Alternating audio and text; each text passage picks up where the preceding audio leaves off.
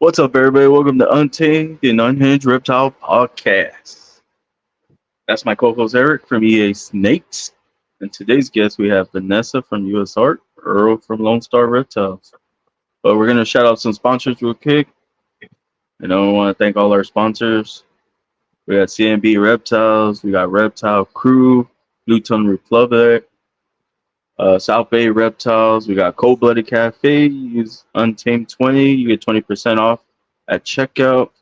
We got the Hognose Hub, um, Irresistible Balls, which I'm wearing one of their hats. They sent me a hat, bro. Nice. And there's a scientist. Hey. Dude, you're late, bro. What's up, David? For some reason, I was like in between, like trying to like message you and figure out like where the link was, and I You didn't even let me finish shouting out the sponsors. Hold up. Ship Your Reptiles. um, Ship Your Reptiles.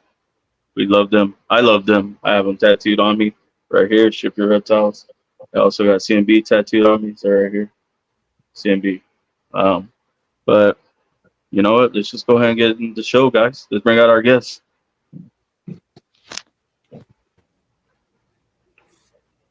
What's up, guys? What's up? Sorry, this is David, mad scientist. He's barely coming into the hobby. Oh, And awesome. I took him to his first expo here. It was a little one, but I mean, it was cool. We hung out with some people. Went to the McQueenie Expo. Oh, so His first little expo. How to go broke, huh? So, go ahead, everybody. Let Vanessa go first. You want to tell everybody who you are, Vanessa? I'm Vanessa Costanzo with USARK, United States Association for Reptile Keepers, and I'm here with everybody to discuss USARK, and I'm sure that won't be everything, just because that's the way we kind of are when we have these little get-togethers. And we've got Earl. I mean, we all know Earl. Earl's amazing. The first day I met Earl, yeah, I knew I was going to be best friends with Earl the minute I met him. I'm kind of bummed he doesn't go to shows much anymore, though, Earl. It's hard, though. Now. Yeah, I kind of get lucky because I'm with USARK, so I get to travel to a bunch of different shows. So, Well, I've got a lot going on with health issues with my wife and my mother, so I'm having to stay pretty close to home right now.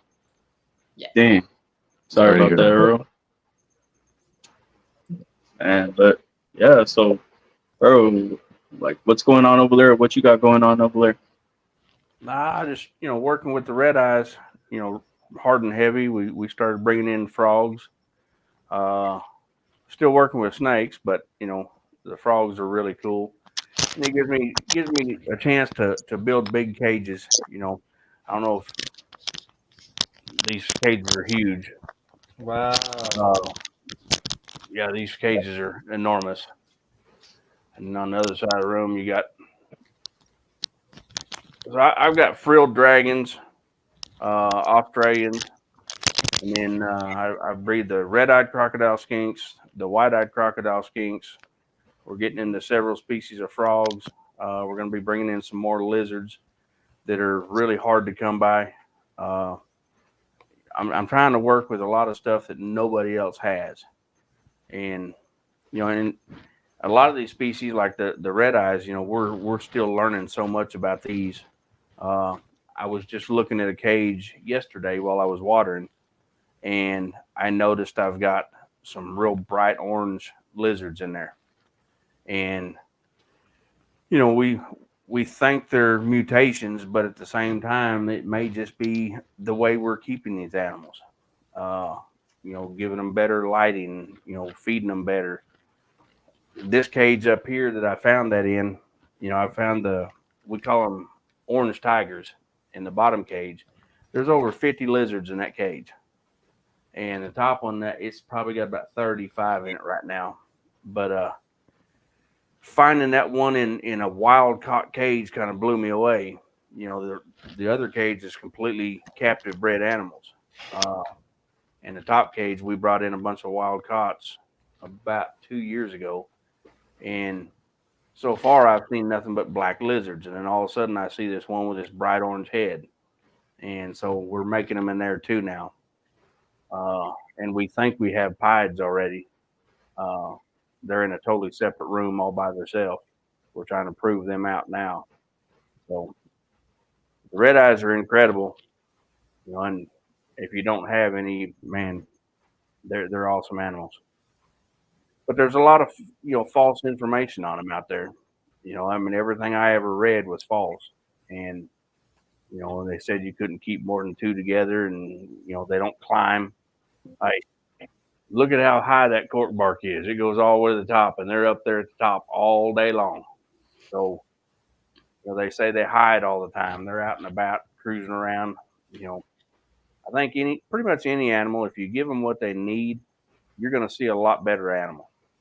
And that's one of the biggest things I talk about now is giving these animals anything and everything that you can, not just buying an animal, throwing it in a little black box and calling it a pet. And unfortunately, that's what a lot of keepers do. And that's kind of where Usark comes in. I'm a big spokesperson for Usark as well. I don't actually work for Usark, but I am pretty much a permanent member. It's definitely permanent. Right?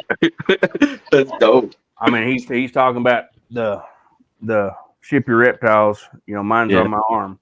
Yeah. Mine's right here. All my sponsors are tattooed on me.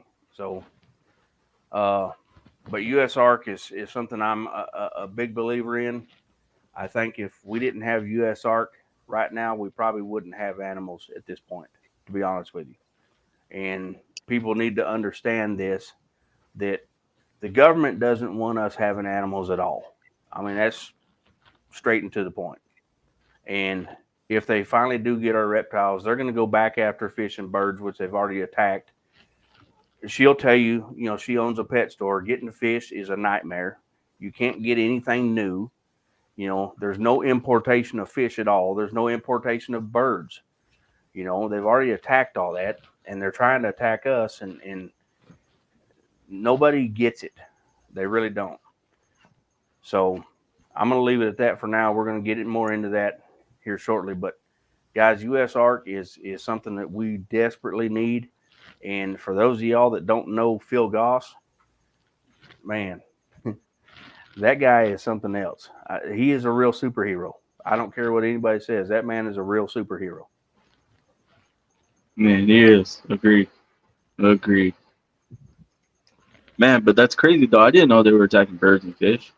Oh, they've already done it. They did it years ago. In the fish market, I mean, I know somebody here that's all he does is fish. And it's like pulling teeth to get anything, pretty at all. Cichlids are about the only thing that you can get freshwater anymore. And there's pretty fish out there, but they're not from here. So importing stuff is virtually impossible. And birds are the same way. Freshwater is not hard to get a hold of. It just depends on your regulations within your state. So Right. I still have over 350 species of freshwater fish in my shop. So it's all about, what your rules and regulations are in your state. So there's certain fish I can't carry in my store, which honestly should not be in the trade anyways. So Arizona, I'm very thankful that we have pretty decent laws in Arizona when it comes to fish. So Yeah, see, we can't have stingrays. freshwater stingrays, Yeah. that's pretty much all around. That's pretty normal. That's pretty common for stingrays. I had a permit for them, so I had them, and they're beautiful animals. They're Yeah. very- And then I had permits for the green piranha, and Yeah. we kept them both in the same aquarium. We had a 500-gallon aquarium with stingrays and piranhas, and it was an amazing setup.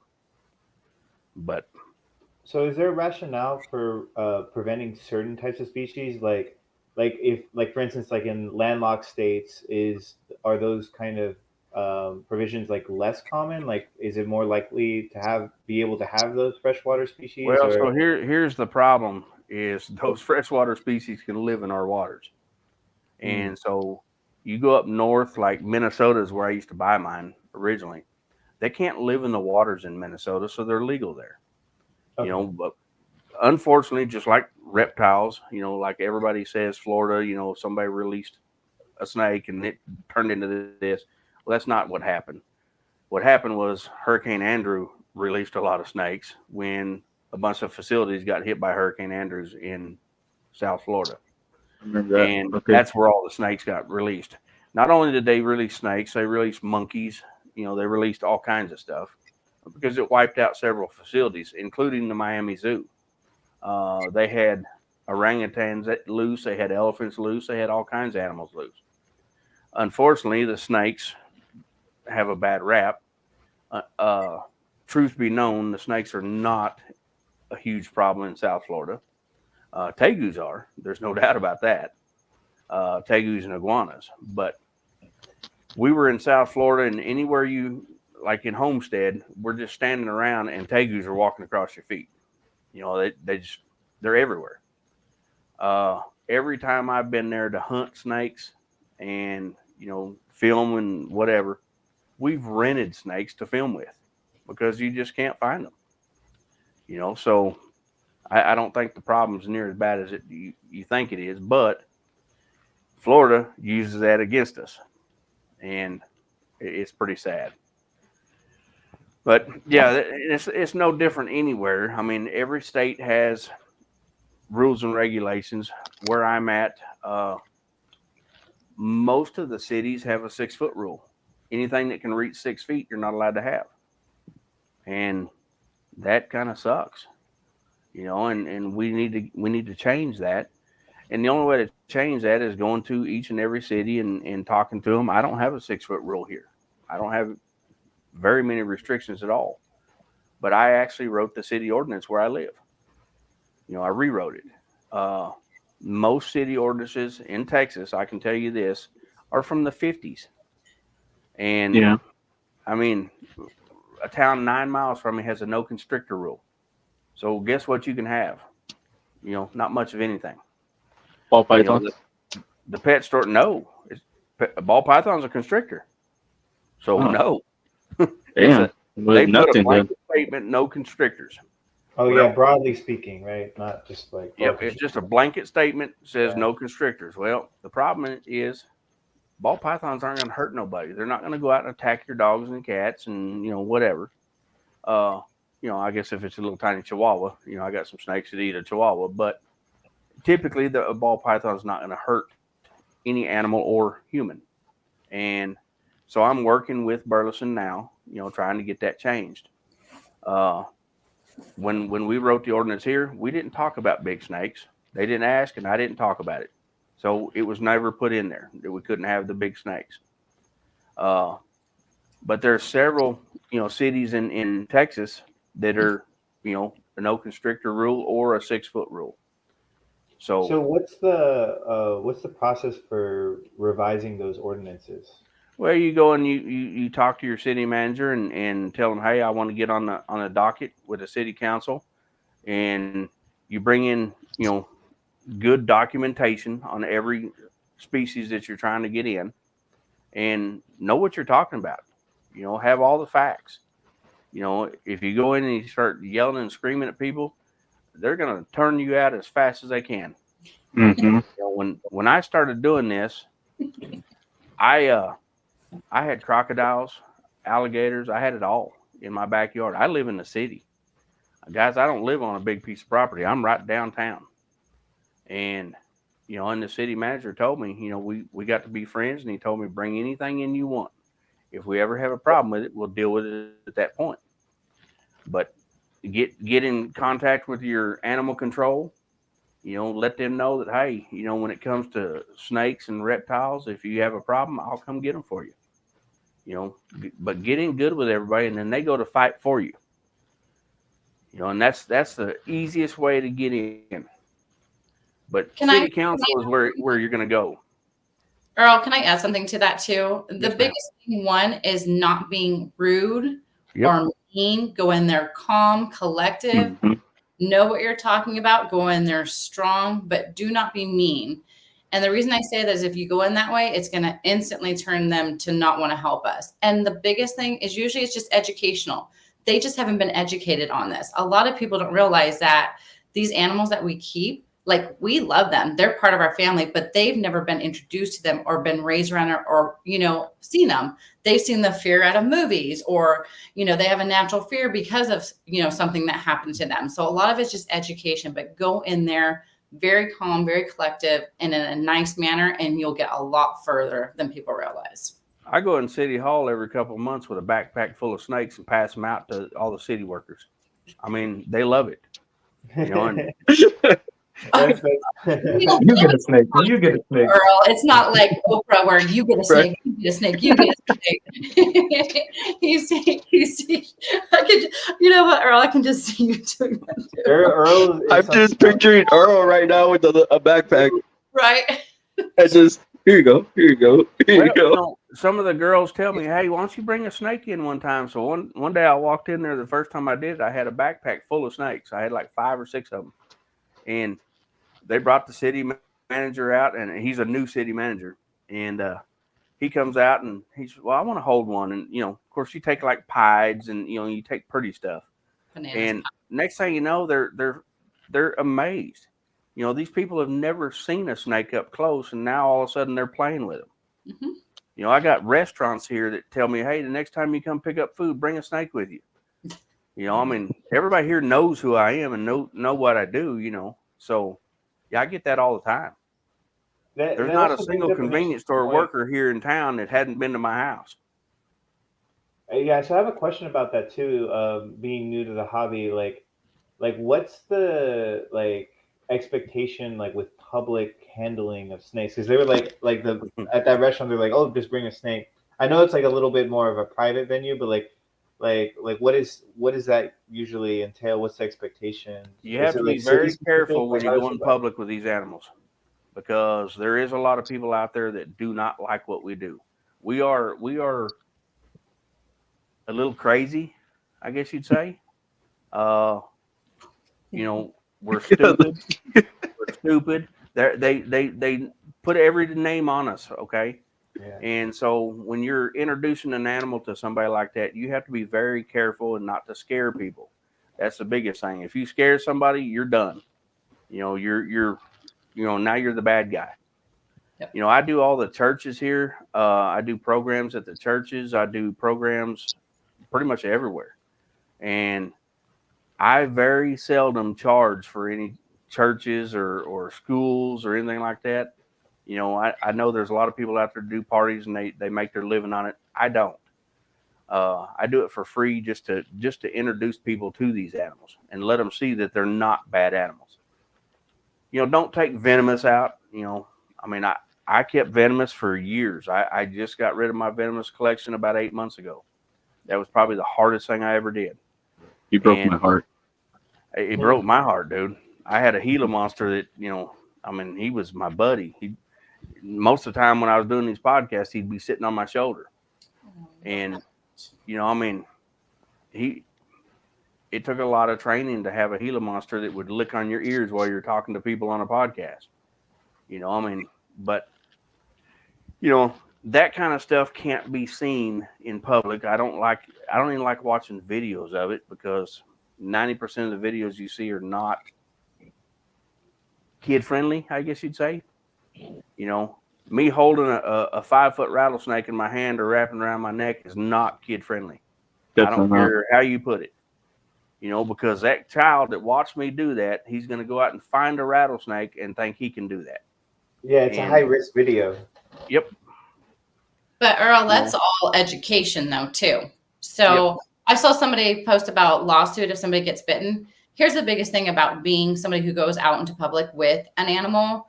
You should know what animals you're taking out. You should know what their personalities are. So you should never have that to where it comes. Can everything with a mouth bite? Absolutely. But if you know your animals and you know when they're getting stressed or when they're done being handled, then you put them up. So that's a huge thing. I do educational shows. I go to schools.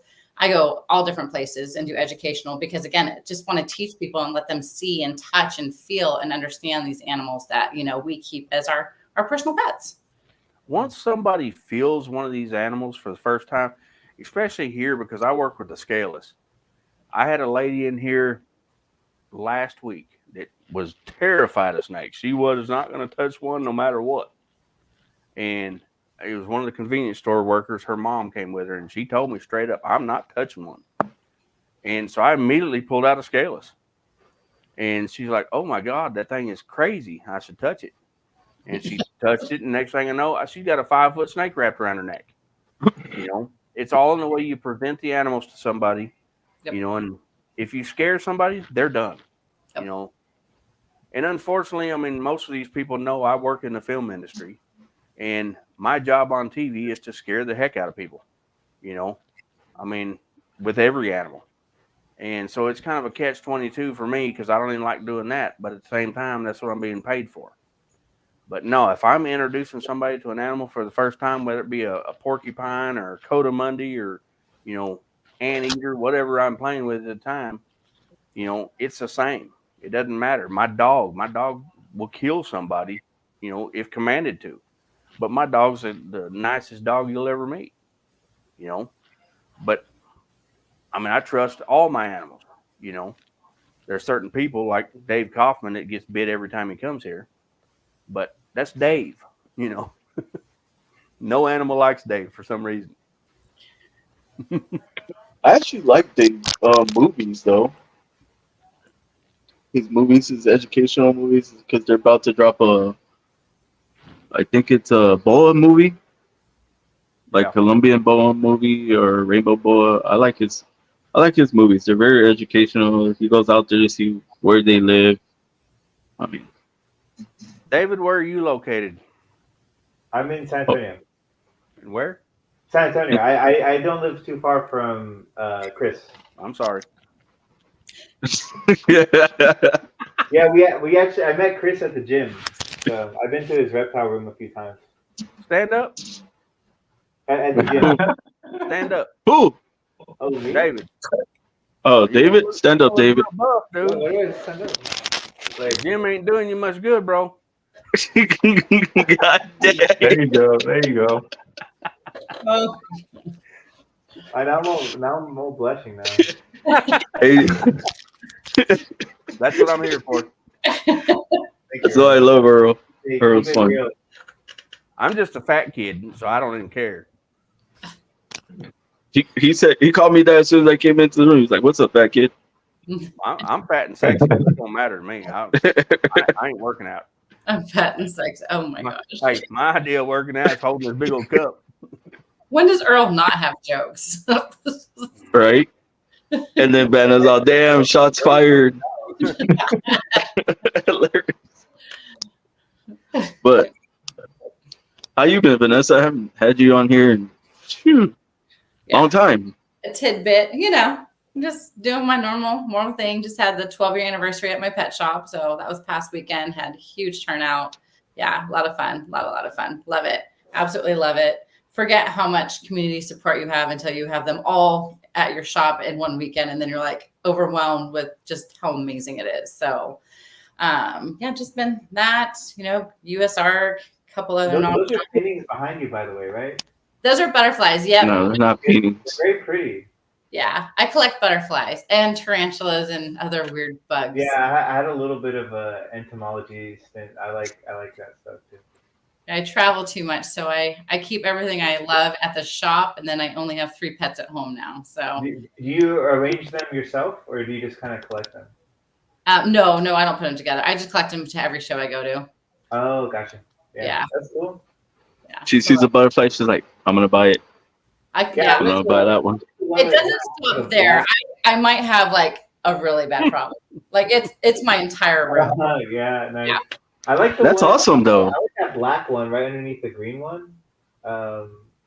Towards, I don't know, you're right. Like, I don't know which one. My left. Yeah, that one. Yeah, where your finger's pointing. No, further out, below. That one. I like that one. That one. Yeah. I think that's a moth. It's hard to see, but yeah, it looks really pretty. I like. You said it was a butterfly? Patterns. I think that one's a moth. Vanessa, I have a question. I want to know how hard it is to run a pet shop. Like legit, how hard it is. How hard is it? Because you make that look easy when you're posting.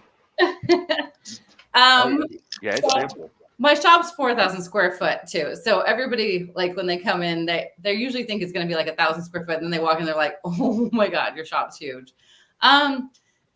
If I was doing one singular thing, I think it'd be a lot easier. So if I just did reptiles, it would be a lot easier. But I do fish, small animals, birds, reptiles. So I'm everything smushed into one. So I'm a walking encyclopedia of lots and lots. Oh, Susie, Miss Piggy. Yeah, Miss Piggy's my Fly River turtle. It's a lot of work, but it's very rewarding. And I have amazing employees. I have amazing customers that, you know, keep me on my toes and keep me rolling. So, but it's a 24/7 job. But, you know, when you get the kid that comes in, yeah. Oh, yeah, those are my boys right there. Can't wait to see them all in Pomona. Not that I don't see them in Arizona, but yeah. Those are my AZ boys. Vanessa, do you have fresh water at your shop and salt water? I have 130 freshwater tanks. I have 360 species of freshwater fish right now. Nice. Yeah. I would be in your shop all the time if I lived in Arizona. Saltwater, we have 4,000 gallons worth of saltwater fish and corals and microalgae and all that. Reptiles, I'm your kid's first pet shop for reptile, leopard geckos, crested geckos. Everything's pretty much captive bred when it comes to reptiles in my shop. Which part of Arizona are you in? Mesa, Arizona. Yeah. Yep. And so, you keep your anaconda there at the shop too?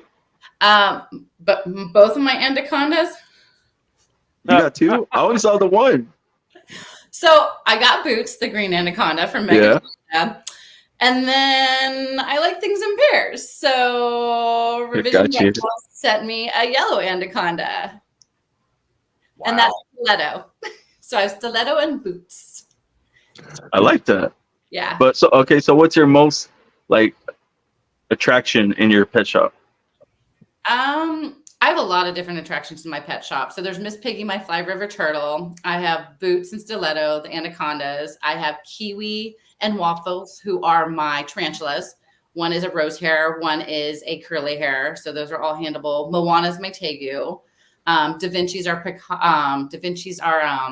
Panther Chameleon. My macaw Maui, my two dogs, Lily and Gia. So we have lots of things. Yeah, the dogs. Yeah, Lily, Gia, Maria, my babies. I have lots of different things. And then like all of our fish have names too that are in our tank. So we have Pufferlicious, which is our puffer, Beetlejuice, our 6-foot eel. So I have all kinds of stuff that keep people love displays. People love, you know, being able to come in and like see how Miss Piggy's growing or what's going on with this, what's going on with that. So I have a lot of different things. So it's almost like a personal collection within my own shop, which I love. So yeah. A lot of fun. So I have a lot of different attractions, and then a lot of people want to come and see me because I'm, you know, I've been in this industry for over 25 years and I have knowledge in pretty much a little bit of everything. And she's fun and she's amazing and she loves everything. I do love everything. I love positivity. I surround myself with people that are positive too, because if I'm the type of person that my energy will kind of go off of other people. So if I start getting around people that aren't happy like me, I can't. I have to yeah. Be like, okay. That's all of us right here. Yeah. You're not happy, so guess what? I'm going to I'm to walk away. Well, I'm the fix-it girl. I like to fix people. Yeah, I'm a people pleaser. I like to fix and help and think everybody should just be happy. And this is no caffeine. Yeah. If you give me caffeine, run. Run. Ask Rami from, oh my God, Super Show. So Ship Your Reptiles has their little pizza and soda pop and stuff on Fridays. So I was like, you know what? I'm going to have a couple sips off of Dr. Pepper. I am skipping up and down, just having a blast at Pomona. And Rami was like, what is wrong with you? And I was like, I had Dr. Pepper. And he's like, and I'm like, yeah, like 3 sips. He's like, no more Dr. Pepper. No more Dr. Pepper. When we sat down in our Usark meeting, he was like, have you had Dr. Pepper? I was like, no. He's like, okay, we're good then. I was like, man. That's the wrong kind of medicine right there. Oh, yeah. Caffeine and me. Whoo. Yeah. If I ever try a Red Bull or anything like that, it would be bad. Iced tea gets me hyper. Yeah. It's bad. Yeah. It's double shot espresso would get her flying. Oh, no. I tried coffee one time when I worked in corporate and they were calling me crack rabbit because I could not sit. I'm like, crack rabbit. Wow. And I was like, I'm like, what is wrong? They're like, yeah, you can't have coffee. Like, yeah, it could not focus. It was awful. I could not You sit. might have the gene for that. I've heard that there's some like genetic tests you can take, and it'll like tell you like how your metabolism works and stuff. And there's some people that are like kind of sensitive to caffeine for that reason. Me.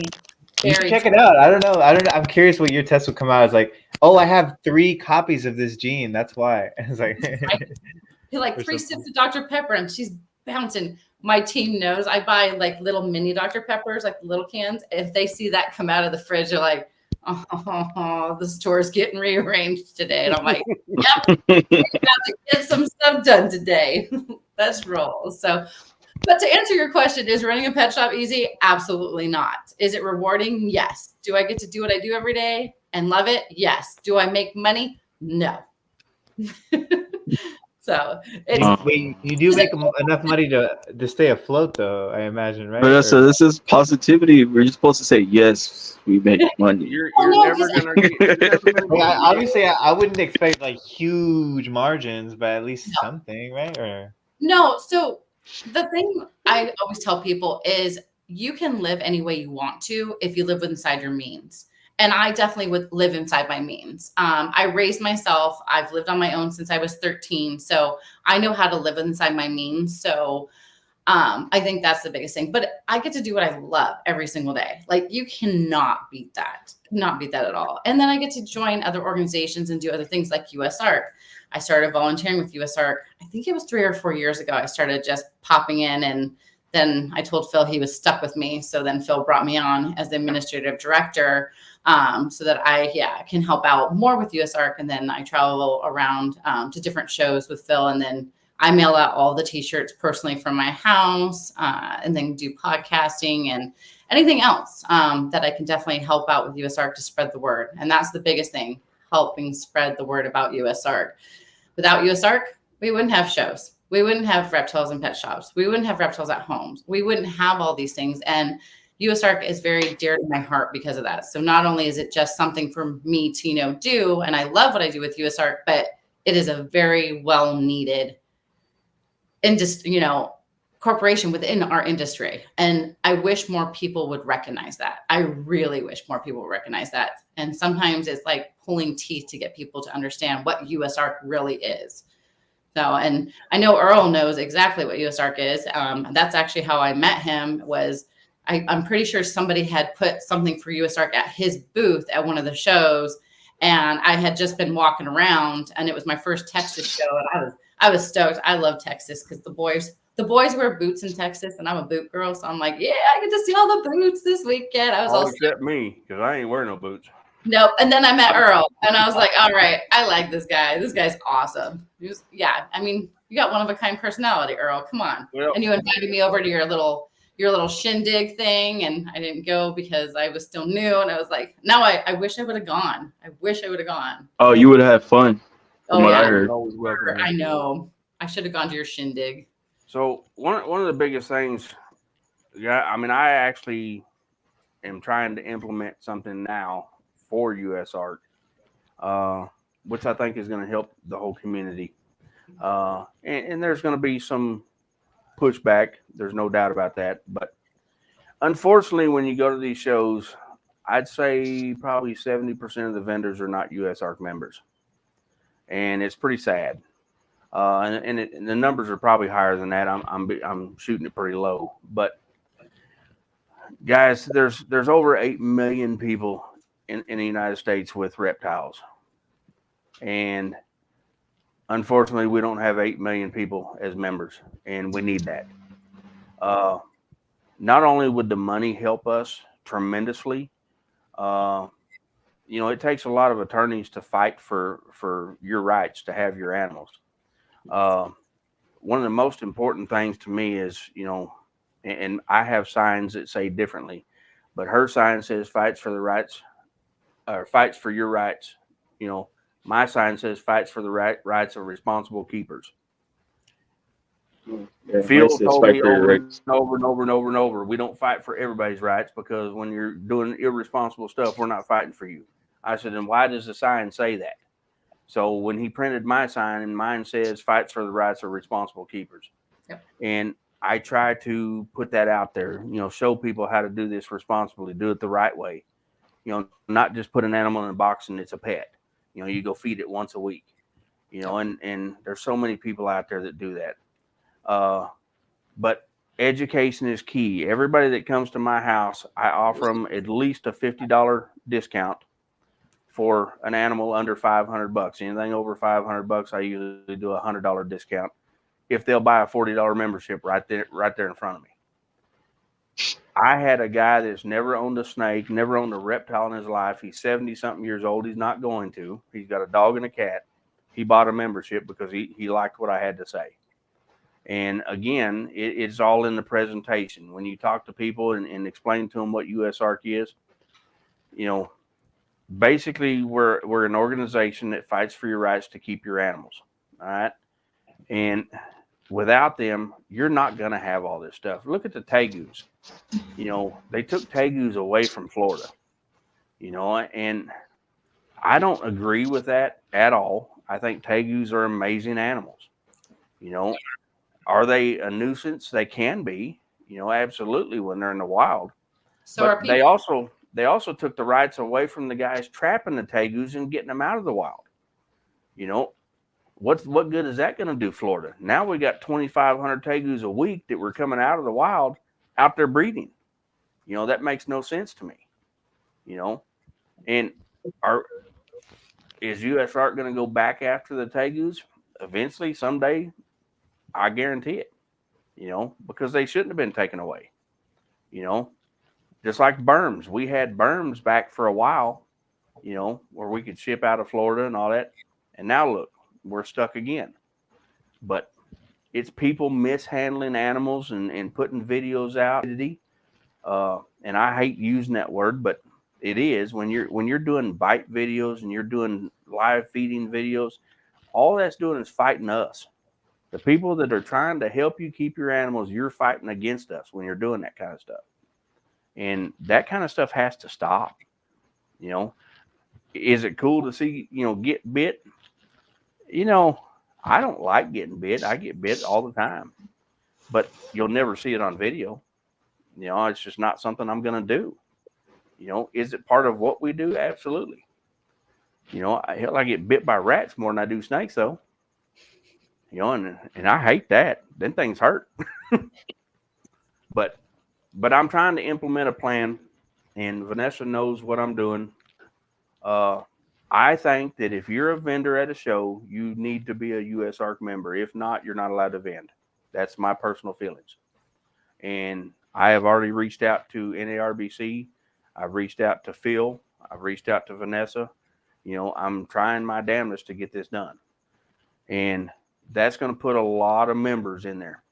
What people don't understand is you could give us $1 million right now, and it really doesn't matter. If we have 1 million members, that's what matters. Because when we have to fight these legislations, we walk in that room and we say, "Oh, we're 5,000 strong." Dude, we're peons. They look at us like we're nobodies. But if we walk in and say we're 5 million strong, they don't even want to mess with us anymore. And with 5 million members, we got the money to back us too.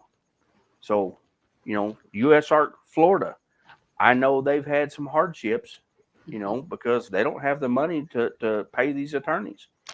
And that's one of the reasons why Florida is in the shape they're in. But you got to understand, Florida is the epicenter of everything going on right now, all over the United States. And I was with Vanessa in St. Louis, and the guy says, "Well, why should I donate to them? It doesn't affect me." I said, "Well, not today, but how about tomorrow when they come into your state and say we're taking these away? Then what?" It's a trickle effect, complete trickle effect. Yep. And people don't understand that. It's not all about the money. The money that's raised at these auctions and stuff is not near enough. No. There's no doubt about that. You got people that are making millions off of their animals, and they're not a member. All I'm asking for is a $40 membership. Dude, if we had 5 million people with a $40 membership, that's $20 million a year. And it's not even $40 membership. You get a free shirt with that on top of it. Yep. For $40, it makes our numbers look stronger. And then we have the student membership, which is $5 a month. You know, that's the biggest thing. And I mean, if you don't have $40 a year, completely understand, but at least join the newsletter absolutely free so you can be kept in the loop of what's going on in your area too. Like, that's the biggest thing too, is when, you know, we have an alert that goes out. The biggest thing about the alerts when they go out is Phil, honestly, pretty much takes that crazy text that is very hard to understand sometimes. He turns that into very easy text for us to read and understand, sends you every information you need to, all the people you need to email, how to start the letters, what to say in these letters, etc. And it takes seconds to do that. And that's even kind of crazy to me that we can't even get people to participate in that. And that's what's more mind-blowing to me is that people can't take 3 seconds, you know, to quickly send an email out. Yeah, we were fixing to lose, what was it, our venomous rights? Bless you. What was it, our venomous rights we were going to lose here? No, it wasn't that. It was before that. Phil called me and he told me, he said, hey, you need to reach out to your senators and have them read this and explain. I reached out to 39 senators. That's how many we have in the state of Texas. Only one mattered, but I reached out to all 39 of them anyway. I hand wrote every email. They were 2 pages apiece because I'm dumb and don't know how to copy and paste. You broke out the typewriter?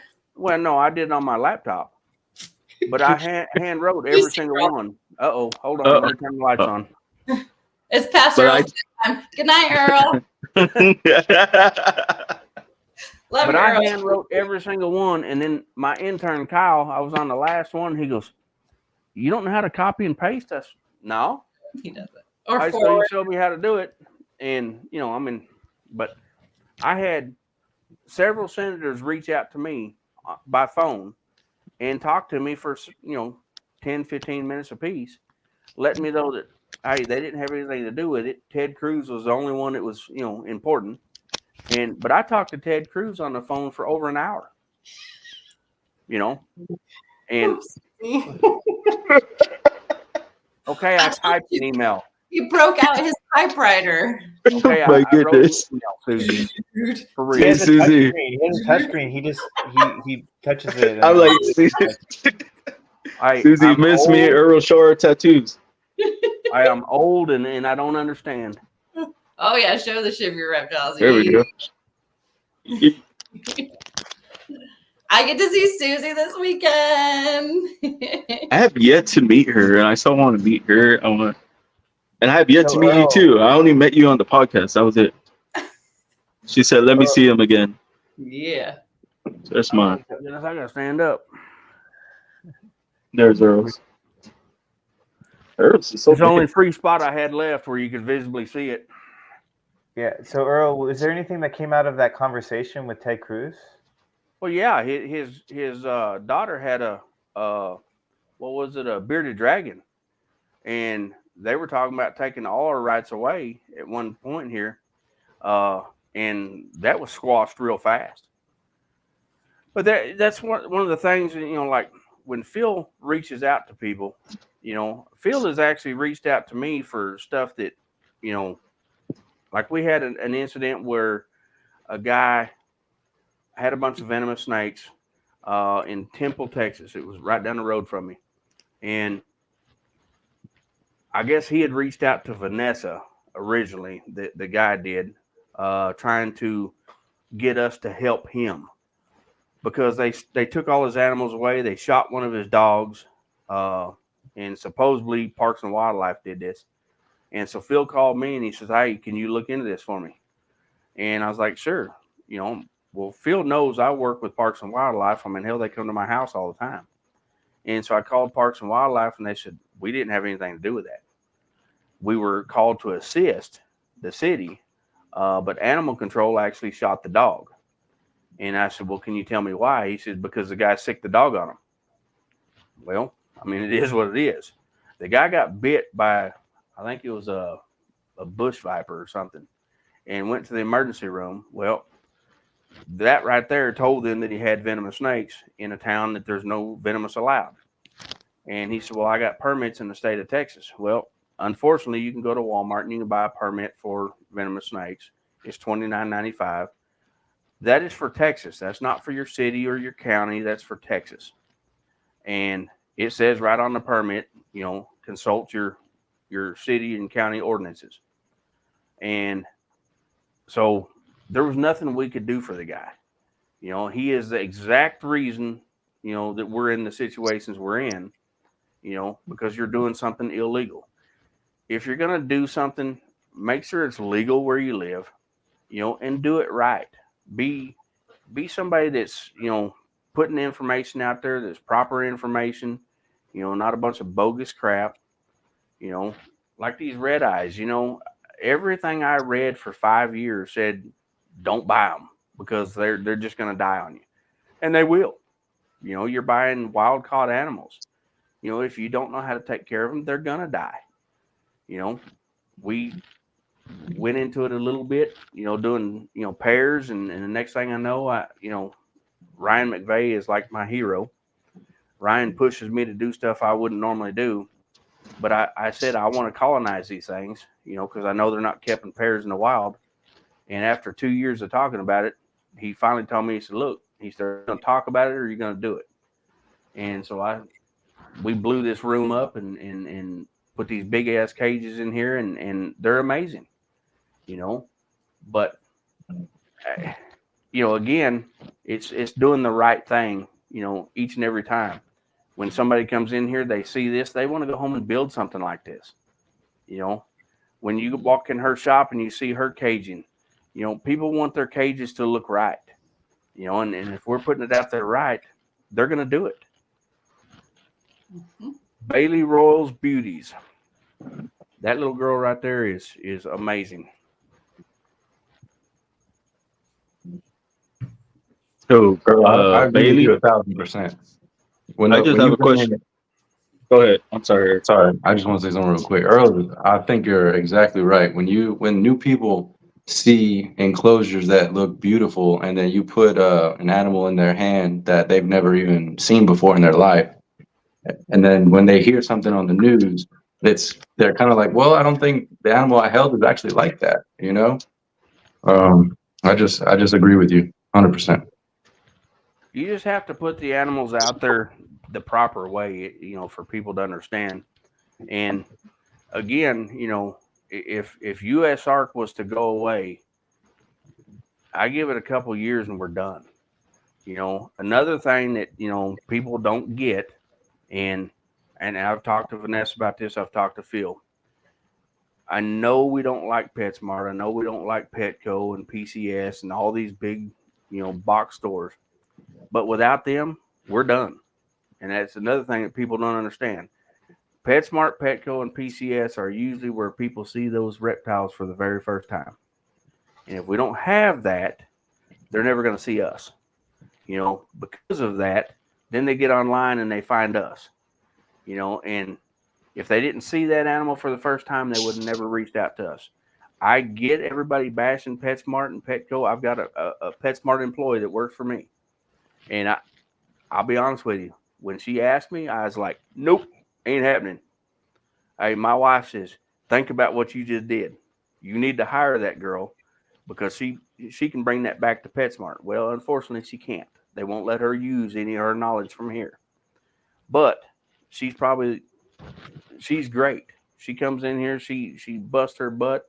She does everything, and then some that's expected from her, and she's learning. She's now wanting to breed rats, full scale. I mean, she's wanting, a 50,000 square foot facility for rats. That's amazing because we don't have that here. Anywhere in the United States, we have a rat shortage. Anybody that's breeding snakes understands that if you're not breeding your own rodents, you're having problems. I was getting my rodents. I was pulling 8,000 rats a week out of this place. I was delivering rodents to another facility and then feeding on my own. And all of a sudden, one day I was told, hey, we don't breed rats no more. We're going to buy frozen out of China and ship them over here, and that's all we're going to carry. And, dude, I mean, I was stuck. I go through, my rat bill was right around $1,200 a week. and all of a sudden I couldn't get rats. Well, I got a building full of ASFs now. I got no problems. I'm pulling 500-600 rats a week now, but it took 2.5 years to get to that point. I was still calling anybody and everybody trying to get rodents just to feed my snakes. Mm. But yeah, it's a big deal, but like I said, I understand that nobody likes PetSmart. PetSmart's probably one of the worst, but at the same point, we need PetSmart. We need the mom and pop stores. They're so much better. There's no doubt about that, because you have somebody like her that has the knowledge. PetSmart, they hire anybody off the street. They don't care if you know anything. You get 2 days training. They put you in a department and say, hey, there's your job. When I went in looking for fruit flies, the lady back there in the back, she didn't know what a fruit fly was. Earl, you're gonna laugh so hard right now about Petco and PetSmart. So when I was looking for locations for my shop, I put it, there's a Petco straight across the road, and there's a PetSmart within a mile. And I did that purposely. Because guess where all their employees shop? Yep. Guess where they send people? Where, to your shop? Absolutely. Absolutely. Well, and that was another reason. They'll come to me when it comes to products. Let Petco and PetSmart carry all the products that they want to. By all means, please. It sounds counterintuitive, but economically, it actually ends up working doing that. Oh, my background's marketing. I've got some CVS. That's why you see CVS and Walgreens like across the street from each other. Like it's a common thing. It's a common strategy. Yep, very common strategy. And for a shop like mine, it definitely has come in handy. The Petco across the road tried to do saltwater, and they didn't succeed very well. They ended up having to close down their saltwater department, and I was kind of like, yeah, don't do that. Like, don't. Actually, you don't know what you're doing. Please don't. I actually think they did that here too, Vanessa. They closed down their saltwater shop here in Texas too. Yep, that's not a bad thing. I mean, it does come to education. It does come to everything. And with the big box stores, when they do hire new people, it's a piece of paper. They have to follow that. So I don't blame the people that work for those companies at all. It's just they have to follow the rules within those companies. And I get that. So for me, when I hire, I actually hire anybody. I don't care if you have no education at all on animals. If you got a great personality, I can teach you everything about animals. I love educating and training and teaching. So you got a great personality. That's what I look for. And all my employees have unique personalities, and that's why we blend so well together.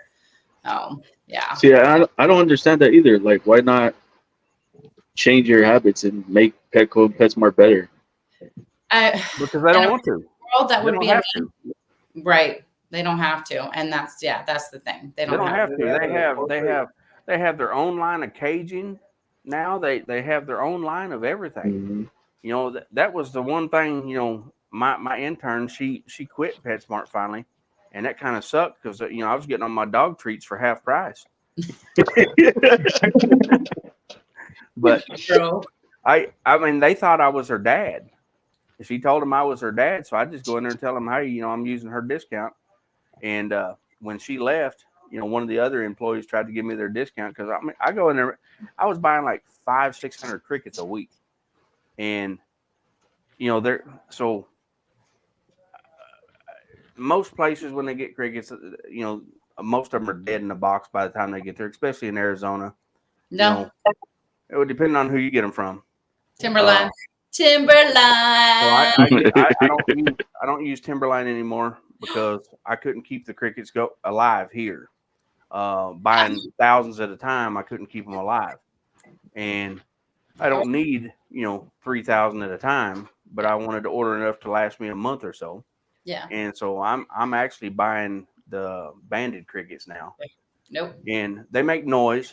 Nope. But my room has a surround sound in it that you got crickets croaking and all that, so I don't even care. Nope. But the banded crickets are great. I do not like the banded crickets. They bite. And my customers don't like them either. We order in 40,000 crickets a week from Timberline. We barely lose maybe 1,000 throughout the week, and every week it's 40,000. And we teach our customers to take care of them too. PetSmart asked me where I was getting them from because I quit buying them from them, and I told them, PetSmart, when they get their shipments in, they sit on the back dock. It's hot out there, and they're letting them die. And so, well, we have such a death rate. And I said, yeah, because you need to bring them inside. Think about it. You got to feed them. You got to take care of them. It's a living creature. We feed all of our insects just as if they were, something we're keeping for a long period of time. Our roaches get our crickets. Crickets now. I breed isopods, crickets, fruit flies. I mean, I breed all kinds of crap here just to keep up with all my animals. But, and the other crickets, they stink. When they start dying, they stink. Not stink. Nope. That's why you got to keep. Which crickets are those? He's ordering probably from Guans or Gons. I can never say it. Ghanns. Tell me how you say that. I don't know. I get mine from Top Hat. So I always say guanas. I don't know. Guanas. No, Timberline's only. Straight up Timberline. And Timberline is also a huge supporter of USARK. Huge supporter of USARK. Big supporter. Huge. Todd is an amazing guy for sure. Todd Goodman is actually one of my mentors. I literally asked him to be one of my mentors. I can reach out to Todd whenever I need somebody to talk to about anything I have going on, and absolutely love Timberline. Timberline's website is Timberline Fresh, I want to say, is the website. I think so. You can just look up Timberline crickets and it'll pop up. But what I was gonna say is what's sad is that I think at the end of the week or something, they always throw out fish into the dumpsters, and then people are posting videos like PetSmart throwing out animals, and they're still alive though.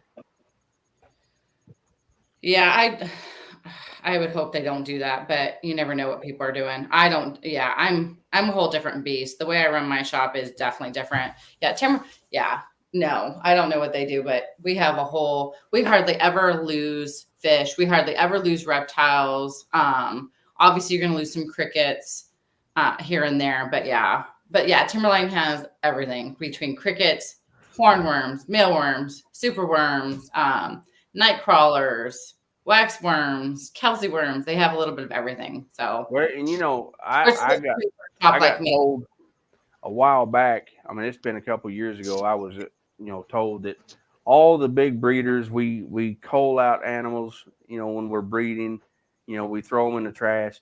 We don't do that, guys. I sell every single animal. First off, I don't breed for what you want. I breed for what I want. And what I don't want, I sell. But if it's a normal, we still sell it. We don't throw them in the trash. That's ridiculous. But I have heard that the bigger breeders throw all the junk animals away. They're still an animal any way you look at it. And matter of fact, I kind of get excited when I produce a normal because I haven't produced one in so long. It's kind of cool to see one every now and then. Our customers love normals. You got to think it's not just hobbyists. And that's what I think people don't understand. My pet shop, I don't cater to the hobbyists. Want to know why? Because they're going to trade amongst each others. Yep. Want to know the people that are going to spend money and come to your store and spend money? It's the families. It's the kids getting their first pets, learning about ball pythons. And you want to know what's really funny? Is they love normal ball pythons. Love them. They love the colors. They love everything about them. That is the first snake they want to. I'll buy in all these amazing red bearded dragons and crazy colors and have a great price point on them. And the kid wants the standard normal bearded dragon. Yep. And I absolutely love it. Absolutely love it because the kids are the future. They are our future. Without the kids, we have nothing. So yeah, if you're going to open a pet shop, cater to the families, cater to the kids. You don't have to cater. I mean, the hobbyist, I do cater more for freshwater fish, obviously, because of what I carry. But yeah, I will reach out to my friends because I buy locally pretty much all of my reptiles and be like, hey, I need normals, please. All the normals pass my way. I'll take them all. You never reached out to me, just so you know. I buy locally. I only buy within Arizona. All of my reptiles come from people in Arizona. Once I stopped breeding, once I was traveling with USARK, I had to stop breeding a lot of what I was breeding before. But yeah, all of my stuff comes locally. What if Earl packages you a box and flies out to Arizona and delivers normals to you? Oh, she'll take them. He's literally on the plane with snakes on the plane. Well, and you know that's funny because you know I ship snakes through Delta Airlines, American Airlines. I mean I'll ship through anybody. I don't care.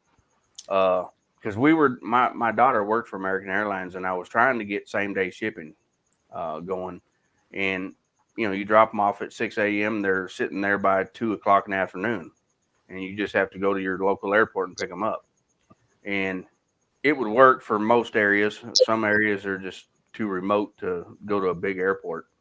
But it's funny, you know, people don't understand. Pretty much every flight that goes out of this area has got animals on it. Yep. You know, they're just in the cargo bays. I fly in my fish. All my fish come from that. My reptiles, when I do order, come from California, from Cow Zoo. So it's just a box or two. It's nothing too huge. So usually hermit crabs. It's always at night, though. Well, I'll go out to Delta, and they'll have stuff stacked up, venomous. They'll have stuff stacked up 20 feet tall that just came in. They go NFG, next flight guaranteed. So a lot of the stuff that gets dropped off the airport, they put it in cargo, next flight guaranteed, bless you, as soon as it can get on the next flight, depending on how much cargo room is available on that flight.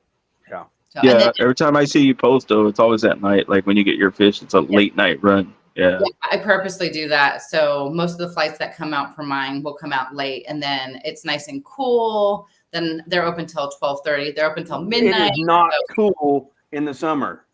Yeah, definitely not. It's amazing right now. It's 104 degrees out. It's a brisk 104. That's hot. Solid. I'm sorry. We're not even there yet. We're like 90, I think it was today. Oh yeah, no, we hit 104. Yeah. Today? Yeah. Oh, I didn't feel like 104. I don't know how the heat index here it did. Arizona. Huh? No, Arizona, the first time I went out there for a grand opening of a pet store. Oh, God. I walk out of the airport. It's like 70-something degrees in this airport. And it was like this giant oven with a fan blowing right in my face. I was like, oh, hell no. Hey, they took us herping after dark. It was still over 100. I was like, there's nothing out here, dude. We don't. Come on.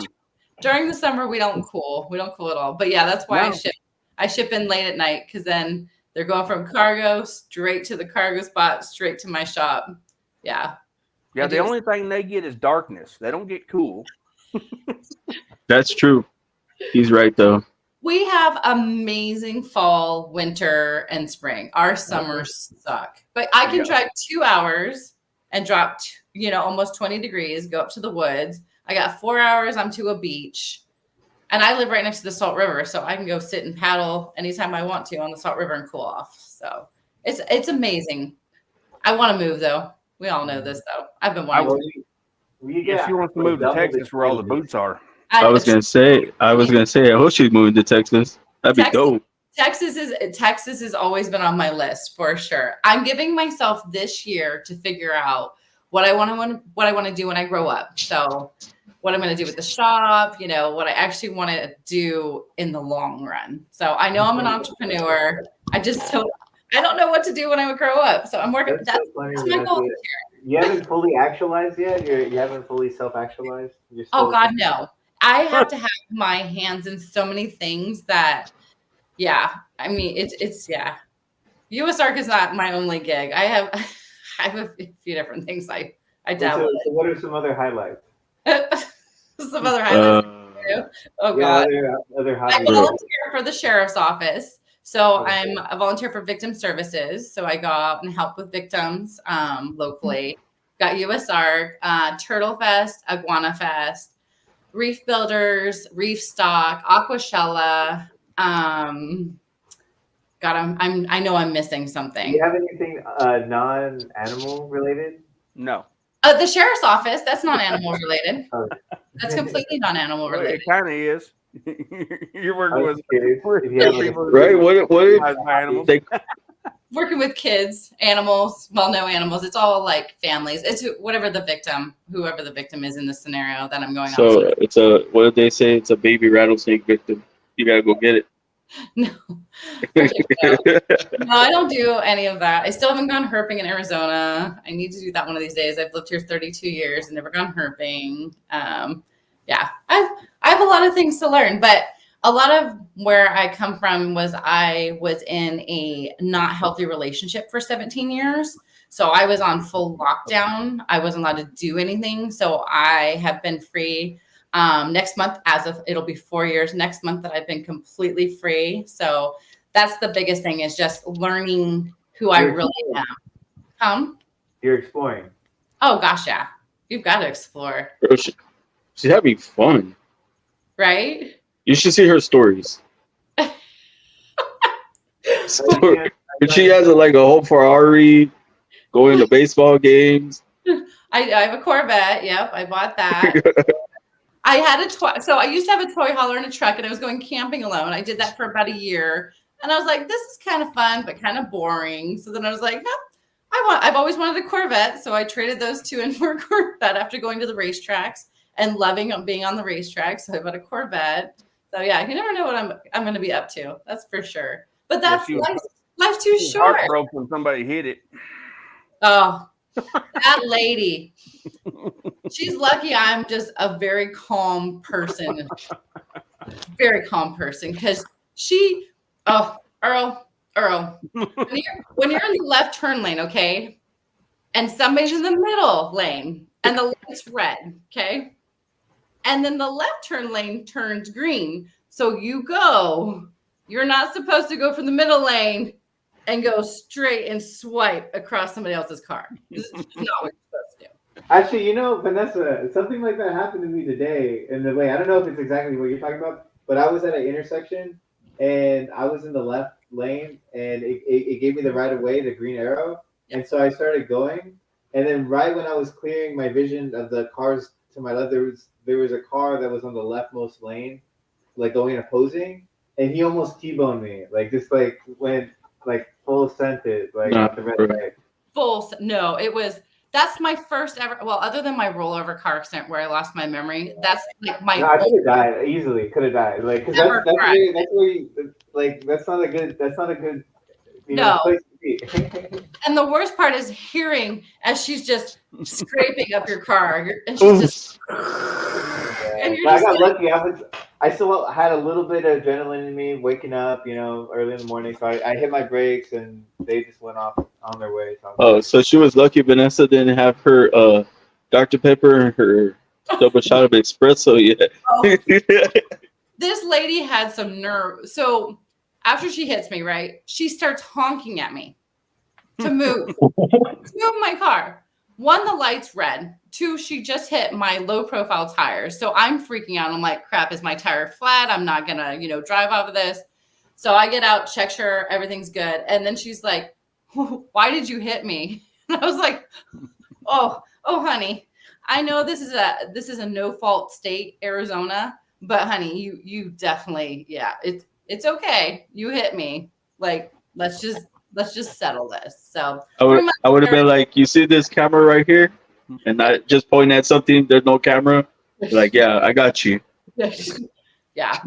It ended up being okay. I was fine. The biggest thing is I was good. She was good. That's the biggest thing. Cars can be replaced. Things can get redone. Like, not a big deal. But yeah, I was just like, who honks at somebody after they hit you to move? No, you don't. You just don't. Random people. Don't. Right. Yeah. But yeah. Yep. I love I'd be my car. hella mad. Huh? I said I would be hella mad. I honestly, so that happened to my little brother recently. He got T-boned, got off the car, pulled the guy out of the truck, and knocked him out. Yeah, he was mad. People definitely get adrenaline when things like that happen, for sure, and definitely react. That's definitely, yeah. We've got a new car for Ren. Oh, what's up, Michael? And we were sitting at a stoplight not far from home, and I'm real bad about I'm watching people coming up behind me, and the lady stops, young girl, she stops, and she's probably 5 feet behind me, so I scooted up just a little bit and give myself a little room. And me and Ren are talking, all of a sudden the light's red, and we get hit. And I look back, and it's the car from behind me, just ran into me. And she fell asleep at the light and just gassed on it. Oh. And I got out, and I was like, are you serious right now? And she goes, "I'm so sorry, I fell asleep." Well, she admitted what she did, and the cops don't care. There's nothing we can do. Go on about your day. Like, whatever. But the car didn't even have probably 200 miles on it. And, Oh no. and Ren's pissed. But it sucks to be in an accident no matter what. Oh, I already know. Earl got some Chevy trucks. Chevys. Earl, do you have a 69 short bed Chevy? If you tell me yes, I'm stealing it. I'm not sure what he's talking about because I don't have any Chevrolets. I have Dodges. Oh, there is an 85 short wide. It's got about probably a 600 horse 383 in it for sale, and that's probably what he's talking about. Is it red? It's a full-blown show truck. Is it red or blue? It's silver. Nope. Yeah, it's all silver. It's a little dated. It's got all tweed upholstery in it.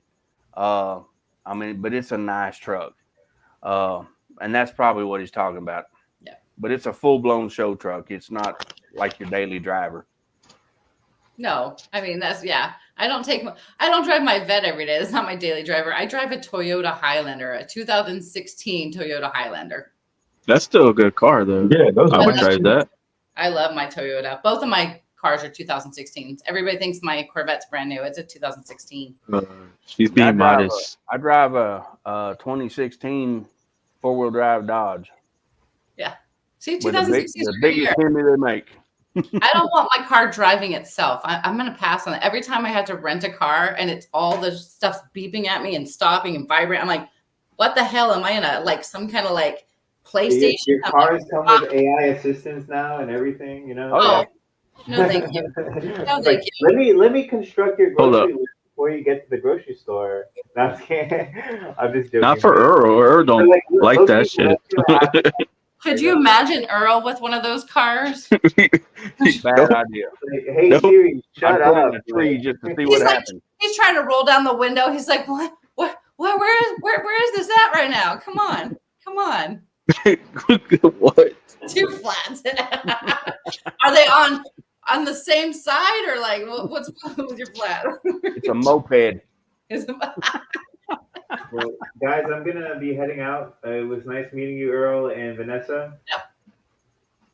And I dropped you a follow, by the way. If you ever come out to an NARBC or a Super Show or Daytona, let me know. Volunteer. Yeah, come volunteer with me, and I'll show you the ropes. You get a free shirt. Yeah, you do. I'll try to keep in touch with you about any of the events or anything. So. Yeah, absolutely. Nice meeting you. Yeah, have a good night, everybody. Later. That's a mad scientist. Scientist of the podcast. Sorry. Yeah, I got a whole bunch of new people. I'm trying to be positive, reach out to different exotic animals like hawks, birds. So I got a shark and snake podcast coming on here soon, and he does oceanography. So all of that, it's gonna help out. I'm just trying to, do other things, spread positivity. A lot of people don't like that, but that's what we're doing. Well, and we've talked about this before. So drama, negativity always gets more views and everything. But you know what? It doesn't matter to me. I'd rather spread positivity and have fun. And even when something negative or something not fun happens, I'll post because I think it's hilarious and laugh about it because, there's not much you can do. The guy on the dating site that didn't like my verbs and didn't like that I was too happy. I'm like, really? I'm like, I'm going to run with this then. I'm like, sorry, my happy is too loud for you. Not going to change who I am. Meet me in person. You think my text messages are happy? They're dumb. That's what I hate when people try to change people and they're awesome the way they are. No, you can't. You can't change a person and allow somebody, if they want to be happy, to be happy. If you want to be sadness. I agree, Susie. Sadness. Oh, yeah, he was. Yeah. And he blocked me. I was so bummed. Not. She said no. So bummed. I Like- actually wanted to continue with it, just like to have some fun, because sometimes that's more entertaining than anything else. But yeah, I was gonna be like the verb's the word, but yeah, and then he blocked me. I was really bummed out. I was looking forward to our first date. No. His loss. His loss. Yeah, this lost for real. Oh yeah. No, and that's the biggest thing. I mean, that's why I've been single for 4 years. Is I'm not gonna settle. I did that for 17 years. I'm happy alone. I'm happy doing what I do, and match my energy, match me, and let's go have some fun. And must love animals. Oh my goodness, yeah. Not just dogs and cats. There's more to animals, which is why I love Usark, and I love my reptiles. And I posted. Earl, you would love this. I posted Puppy, my girlfriend's her anaconda wrapped around me as one of my profile pics. And people are like, "You touch that?" I'm like, "Yeah, I touch big snakes all the time." Yeah. Come on, you gotta have some humor in this world. Get some humor in this world. But yeah, if they don't like that, then they're not gonna do well in general. You know what I mean? I can have my hobbies, you can have yours, but I'm not gonna change those kinds of things about me. Put that on your dating. Say I love Susie. I should just have the reptile community write my profile for me and see how well it does. Oh my. Put that on your dating site. Yeah, no. Oh my goodness. Hard pass. I mean, eventually they'll get my humor, my sense of humor for sure. But yeah, when you're in the beginning stages, you don't want to scare them away right away, do you? Probably. Absolutely. Oh yeah, I do. Absolutely. Don't worry, Earl. I do. Really quick. Really quick. So, but anywho, we'll get back to oh, what up? There it is. I'm in the party. Oh, What's up, Mike? Mike V and I met in the greatest way. Oh man, He's my mentor Shut for the for Reptiles. Oh, that's And awesome. Earl's my ball python mentor. Oh, see, we got all the mentors in the room. I love this. Yeah, Mike and I had a fun Tinley. We'll put it that way. eventful, one for the books, never forgettable. I thought I was on the hot seat. Turns out I was safe. What is the one thing that you learned about me? Duck and run. Don't mess with me. No, I'm just kidding. At all. Don't be a creep. Oh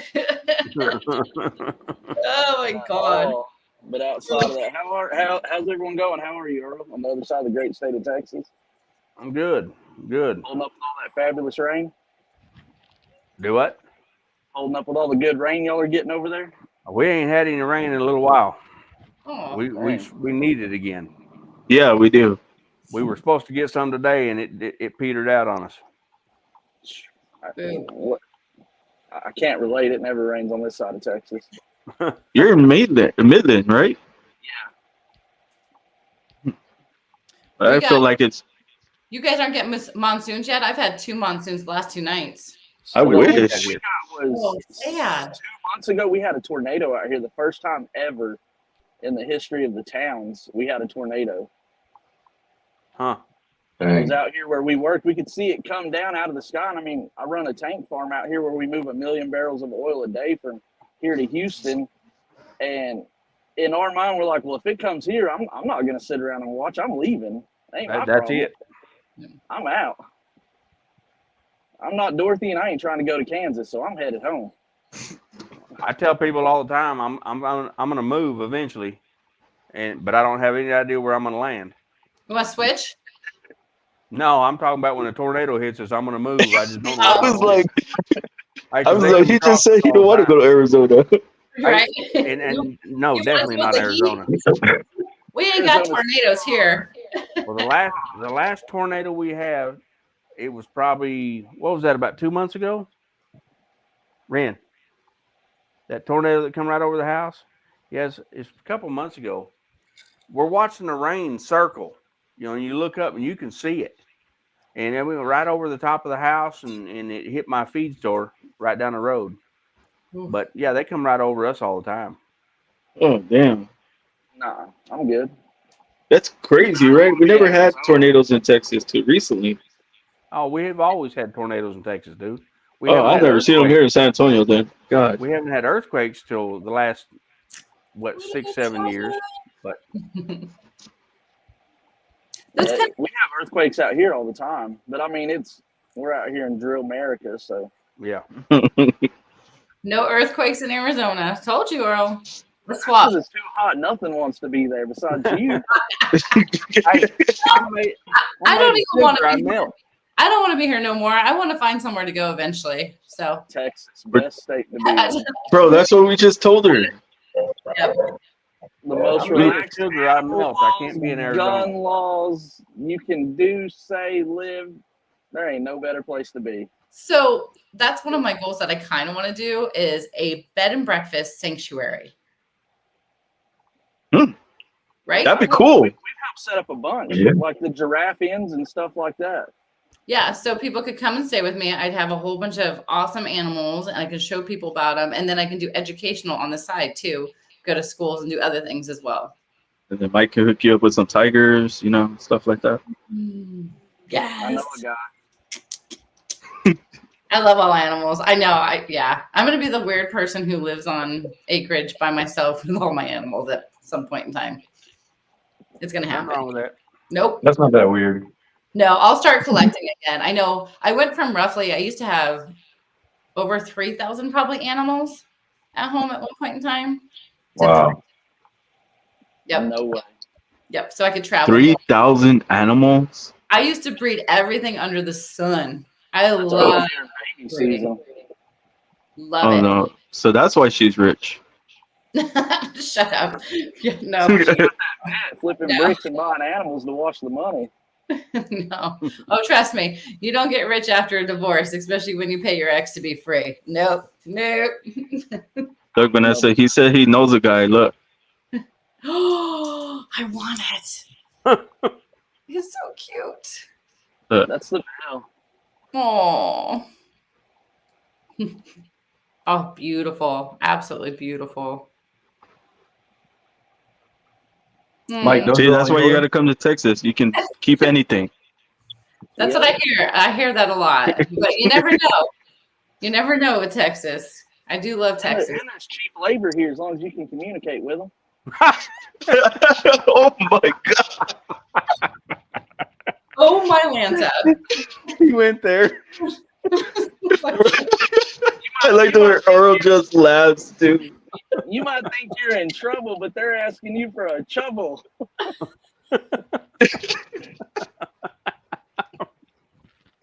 Oh, my gosh. So, Earl, I'm gonna just so Earl mentioned something about implementing something for Usark. Yeah, let's go back to your second. Hey, Earl, I just wanted to show you. Since Get out you're, of HR's office. you're bald right now, I'll cover me up. You got one of these? Yeah, that's a good hat. Yeah. Nice. That Earl looks said good. his hats were too good for my head, so I don't have one. Oh, sadly, I have this and his hat.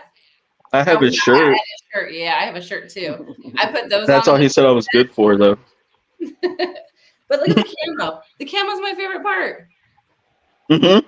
That's the redneck. I like his side. camo hats. Who doesn't love the camo? Yeah, that's the redneck side there. I always thought all the orange was so that Earl could be found and returned to his booth at all the shows. Yeah. Now that's how I can stand outside looking like a road cone. There's nothing wrong with a little redneck white trash. I grew up in a trailer. I Ain't love nothing wrong with a trailer. Nope. Heck no, you get tired of your neighbors, hook onto it and move. What's up, Lakers? Oh my goodness. Oh. So, back to you, Usark. so yeah, implementing that. Do you think that'll work, Earl? Well, so if we can get NARBC on board, then I can get some of the other shows on board doing the same thing. But we need USARK on board. I mean, NARBC first because they're a big show, and let some of the smaller promoters see that they're doing it, and they'll help us out too. Unfortunately, we like Morph Market, we're never going to get.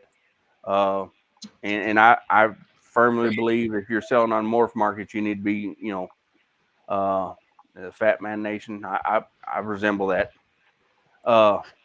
That's my man, Chris. Yes, Boy, Chris. Chris Eaton right there. The That's a coolest legend. pirate we know. Another of. legend. We need Yeah. to raise funds to buy Chris a parrot. That's what we need to do. I have the most epic picture of me holding the leg for Chris at one of the auctions. In Dallas. Yep. Or Arlington. Yep. It'll surface soon, I'm sure. Again, I definitely had to hold the leg in a certain direction. Shooting, dude, we'll not sugarcoat it. And if you can't handle it, don't ask Chris's opinion. Nope. I went on a podcast with Chris and I gave it right back to him just as much as he dished it. That's what I love about him. Yep. Wait, hold up. Where is this picture? Chris was my first podcast, actually. Yep, I chose a very fun one to go on. Let me see if I saw that one actually. That was good. The picture's not the most appropriate picture, but you know what? At auctions, it is my time to just enjoy and have a good time. Old school fashioned good time. My nephew's here, guys. Oh, quiet time. What up, nephew? It's been PG rated the whole time. Oh yeah, I know. Except for that comment that Mike made. The thing about this is, to me, I mean, even on Morph Market, you should have to be a member to sell your animals on Morph Market. That's my opinion. I mean, you're making money on these animals. You can afford to be a member of USR. Come on. It should be standard that if you're buying, selling, trading, vending, anything in the reptile industry, you should be a member of USR. Just like in the exotic mammal side of it, we're responsible for being USDA licensed to buy, sell, trade, and transport. So why not have the same criteria and don't complain about the laws when you're not contributing to the funds to fight the laws? Well, like I told a story earlier. Here you go, Mike. St. Louis, and the guy told me it doesn't matter because it's not in my state. Not today, it's not. But give it time, and it's going to hit your state. Dude, it's going to trickle down through every state in the United States, you know, Absolutely. in time. And some these states people are don't dummy get that. states. See what works. And if it works, look at Florida. Florida's a dummy state. If it works there, they slowly implement it everywhere else. Yep. Well, Florida's the epicenter because, you know, all the animals that were released in Florida years ago and they started breeding and, I mean, they can use that against us. But it's not just that. It's the things that we're putting out on videos. I mean, my videos, I've never shown feeding videos. I've never shown bite videos. My channel's kid friendly, and Same. I want to keep it that way. You know, and these people that are putting out all these bite videos, and it can be funny at times. Don't get me wrong. I mean, you know, look at Brian Barczyk started all that. You know, the snake bites back in the day with Chewy and them. Chewy, Yeah, but he stopped doing that. He stopped doing that though. Well, he did because there was a lot of controversy to it, but it was funny, and that's how everybody knew Brian Barczyk back in the day. You know, but we had to finally say enough is enough. We can't do this anymore because, you know, our legislators are seeing this. You know, the wrong people are seeing this, and they're coming after us for it. It's ammunition, and that's exactly why. Well, that's exactly why we're in this fight we're in now. This fight's far from over. We're going to be fighting this the rest of our lives. It gives them ammunition, and we don't need to give them any ammunition. And as a hobby, we should do better at policing ourselves and others before it gets out. But you have so many people entitled to sentimental opinions and feelings that you can't say anything to them because they run crime, blow up these posts, and there's these hate groups. And social media has become the downfall of the exotic animal industry. I've seen it in birds. I've seen it in big cats. I've seen it in primates. I'm watching it in primates right now as everybody's buying spider monkeys because they're on TikTok. Yep. And at some point, spider monkeys have already been moved and reclassified with chimpanzees in Texas. It's going to happen everywhere that eventually something's going to happen and they're all going to be standing there crying. But yet y'all were the idiots that wanted to post all these videos. Yep. I agree 100% with you, Mike. And the biggest thing is when it comes to education, yeah, it's cute and everything that people are posting all these videos on TikToks and showing that side, but they're not showing the side of the care of them. That, you know, these animals need more than just this. Yeah, this is something funny that they did, but there's more to it than just that. And I mean, And it comes to education. Again, I'm going to bring up education. When people come to my shop, Minecraft had axolotls on it. I want to say it was Minecraft. So I had an influx of kids coming in asking about axolotls. So finally I asked a kid, I was like, what's going on? And they saw it on Minecraft. So everybody wants an axolotl. They're not easy pets to care for. And they're not very fun. They're actually very, I mean, they're cool and whatnot, but they're not, you know, like you can't handle them. You can't play with them. So it all comes down to education again. And that's where it starts with the people that are dealing with these animals. Educate, you know, teach people, show people. And I let people, when people are like, I want a bunny rabbit, I'm like, okay, cool. Do you know that they lived 8 to 15 years? Do you know that this is what it's going to smell like in your house? And if it's in your bedroom, you're going to have that ammonia smell in your bedroom, you know, so be ready for that. So, and most people are like, oh yeah, we don't want that. I'm like, there you go. So let's talk about something that's going to be a better fit for you and your family. A snake. All educated, right? And that's the thing is, Night at the Museum and Ace Ventura came out. Everybody wanted capuchin monkeys. Yeah.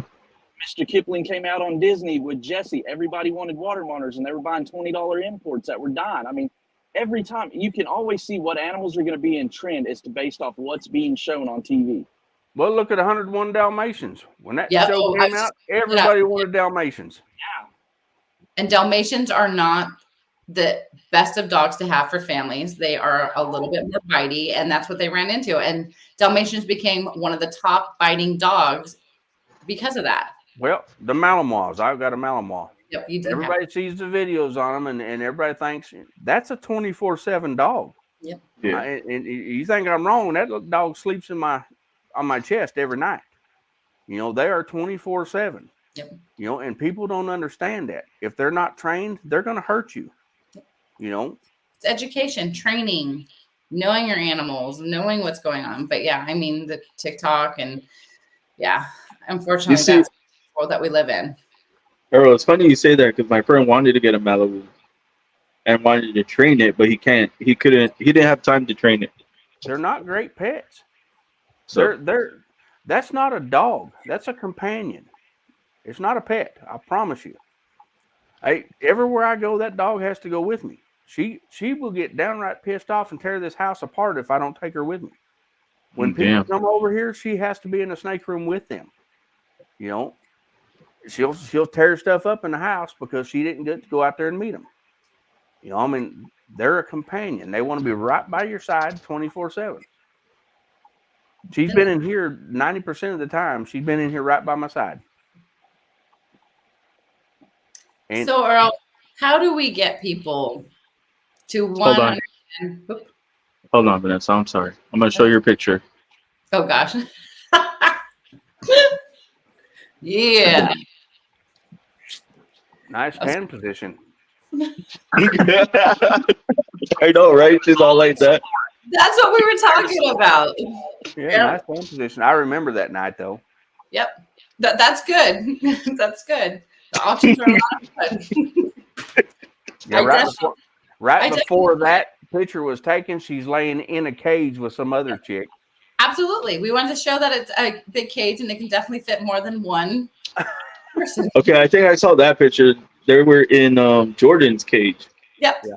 Yep. That's Yeah. correct. Yep. I mean, what better chance for me to get off my feet, show how big the cage is and how sturdy the cage is than have Brittany and I climb inside. She got top bunk, I got bottom bunk, and yeah, it worked great. It was a very sturdy cage. I'm pretty sure somebody got on top of the cage too, because I could hear like steps up top too. So yeah, it was a very sturdy cage. You know, the auction's all about fun. Oh, it was Phil on top. Okay, yeah, on top. I was inside the cage. The thing about it, you know, that I tried to do was I tried to get in PetSmart and Petco with pamphlets to hand out, and they wanted no part of it. Yep. You know, I don't. They like irresponsible owners because it creates repeat customers if the animal dies. Well, and that's true too. And most of the animals, I mean, unfortunately, you know, they're bringing in imports. You know, some of them are captive bred, of course, but most of them are imports. And it just floors me when somebody buys an animal at PetSmart and it dies 3 weeks later. They come to me and they tell me their experience, and I hate it for them, you know. But I have a couple of employees at a PetSmart that will send them directly to me regardless, if they're looking for snakes. But, that part of it does suck, but we need to get out there in the pet trade more than anything. And I just don't understand how to get there without going through these pet stores, and especially when they won't allow us to. Mm-hmm. The greatest thing I've seen is all pet expos, because you draw in the cat, the dog, the bird, the fish. You draw in the crowd of everybody. You might not like snakes, but you might have an interest in snakes. And if you're walking past and somebody says something, you're going to stop and listen no matter what animal it is or what information it is. Well, that's true to an extent, but the biggest thing is we're looking to draw members in, to USARK. Unfortunately, guys, I mean, most people don't know the numbers. I know the numbers, and it's really bad. I just got recent numbers, about a month ago, and it was worse than it has been in a while. And I'm shocked. I don't understand. There's more breeders in the United States than what we have members. And I know there's breeders out there that are making millions a year on these animals that are not members. Do they donate? Yes, they donate. But that's not what we need. I mean, we need the donations, don't get me wrong. But adding a $40 membership to their donations every year is a lot for us. Again, we walk into a legislation meeting with 5 million members. They're going to look at us like we're somebody. They're not going to look at us like, Joe Blow off the street. And right now, that's what they're doing. They don't care about us. They very seldom listen to what we have to say. In Austin, when we were fighting the venomous stuff, they were more interested in what the cop had to say that was outright lying about it. Saying that all we had to do was go to Walmart and buy a permit for $29.95 and it oversees the city and county ordinances. No, it doesn't. It says right on the permit, consult your city and county ordinances. But whatever that cop said was the truth. And then they turn around, they what do you call it, tabled it. They showed back up the next week. They were told not to come back until they've made some kind of arrangements with USARK. They didn't even call USARK and showed back up the very next week and tried to run it past them again. I mean, it's again, it's all education, and that's what we need to do. We need to get out and educate more, but it's just a matter of where do we do it. The reptile shows, I can tell you right now, there's people walking around NARBC where they're set up. I'm set up with big USARK, and people still don't have a clue who we are. They don't have a clue we even exist. They walk right by that booth because there's no animals on that table. So they walk right by that booth and they don't even know. And there's only so much we can do at the booth too, because we don't want to look like we're. So when you walk by a table and somebody's like trying to like almost panhandle you, we don't want to look that way. You know what I mean? So like I'll ask people when they come up, I'm like, do you know what USARK is? Do you know what USARK does? And we'll explain it to them. But it's very hard at a show to spread the word about USARK. It's very, very hard. I'm going to put it like this. I'm going to shoot these numbers high. Let's say we have 12,000 members. Think about that. And that's high. Because I know what the numbers are. But let's say we have 12,000 members. What does that look like? I mean, that's seriously. Not even 1/10% of what is in the U.S. We have 99.9% of people doing nothing. Yep. And that's the downfall, is those are the people that are most opinionated to what is going on, but aren't contributing in any way. And I think that there should be some sort of something that says, if you're a Morph Market member, you buy from people that support USARK, that are members, that have to post on their proof of membership. If you buy, you're a member. If you're a member of USARK and you're buying from me, I will give you a deal. If you're a repeat customer, I will give you a deal. If you're at a show, I think add $10 per table, charge the vendors $10. If you get X amount of people, we'll credit you back your money if you can get 10 people to sign up.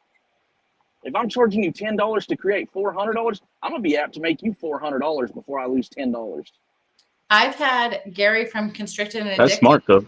show, and he was willing to give people free memberships right then and there if they signed up, and people declined him. He volunteered at the US unknown. It's just, is it's what's crazy. terrible. Well, but I was right there with him, explaining to him, But and it's, still, how do you break it down? It's the meet and greet of the face, but what is it that you do? Because I never see or hear about it, because it's always pushed to the back of the media agenda and hidden so well to where it's never publicized.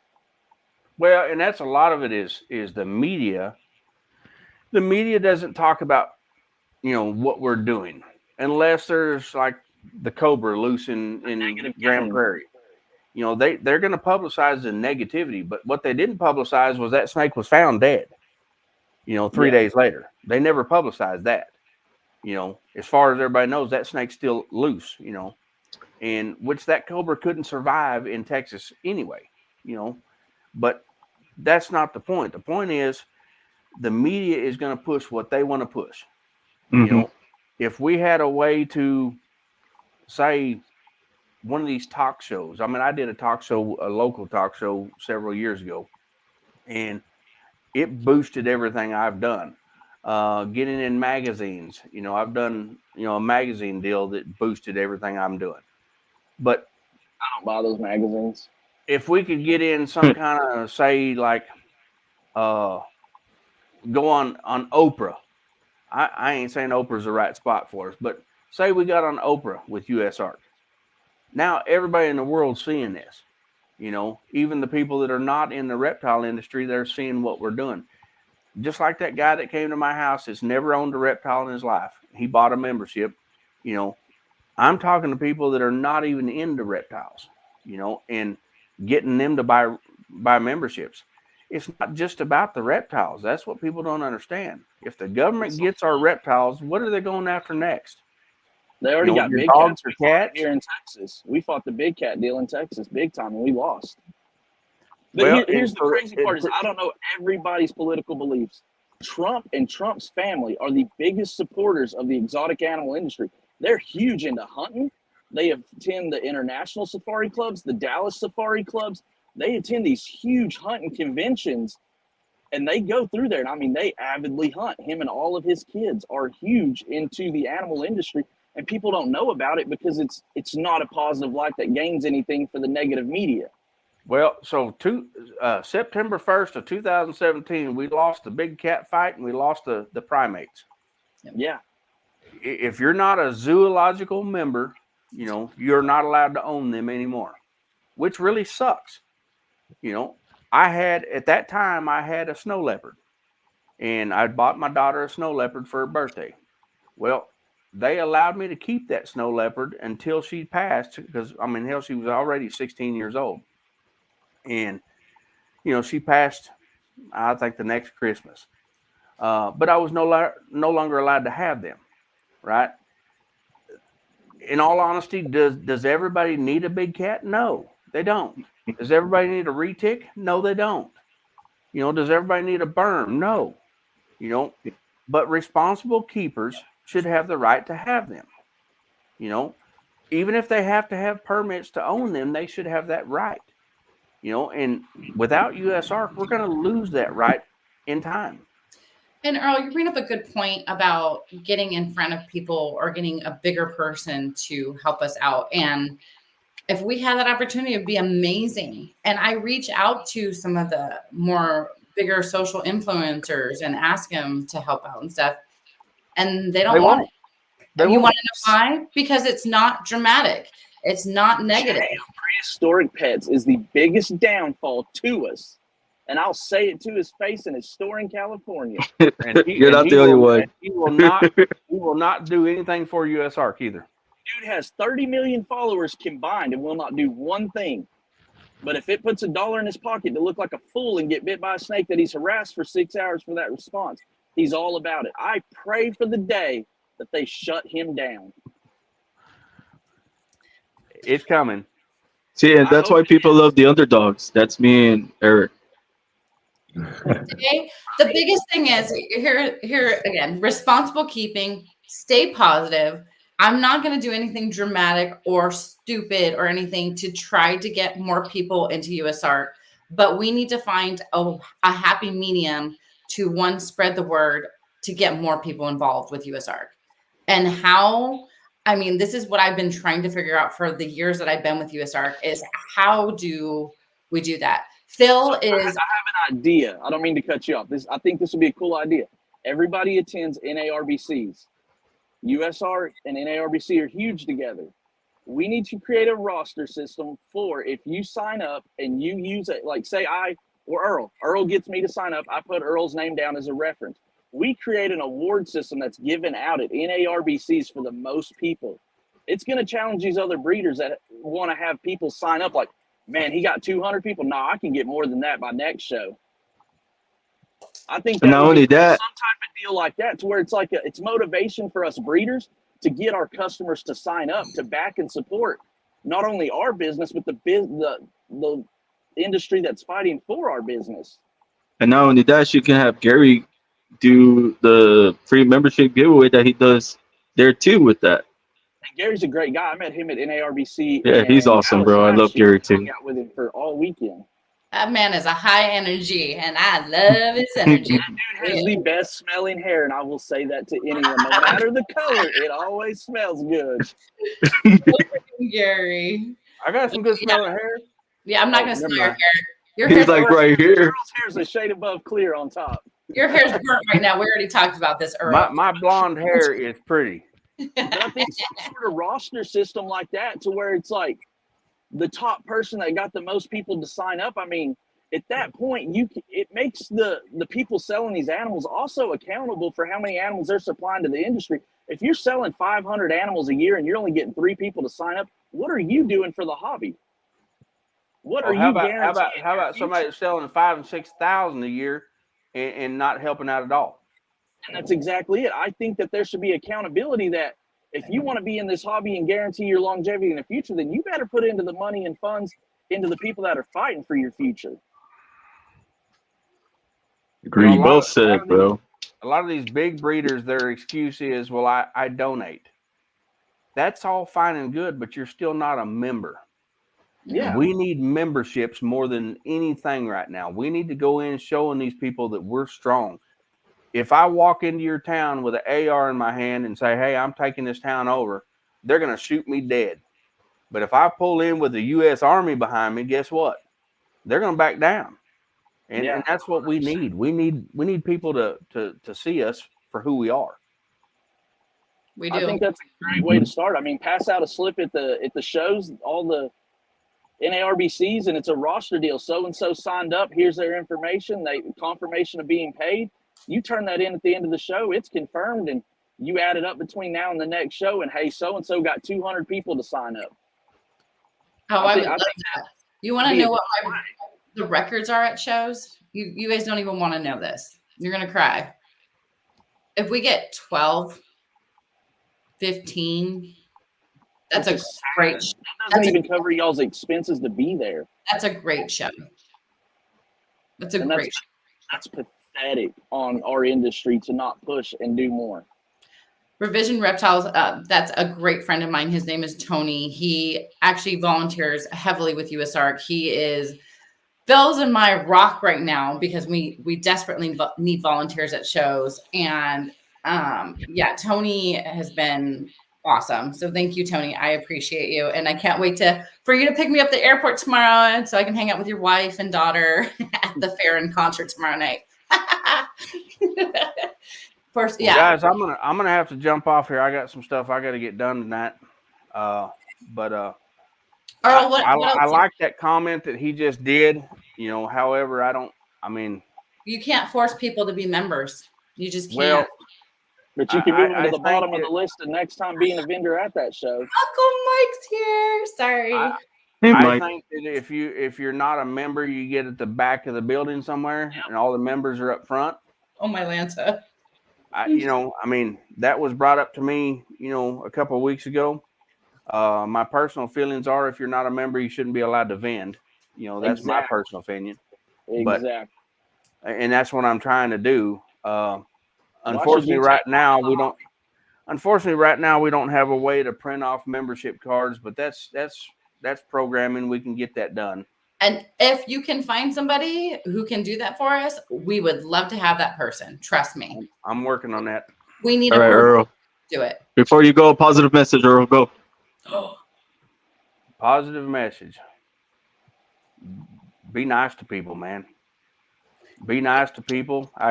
Any chance you have, pay it forward. I mean, there's people out there suffering and going without anything.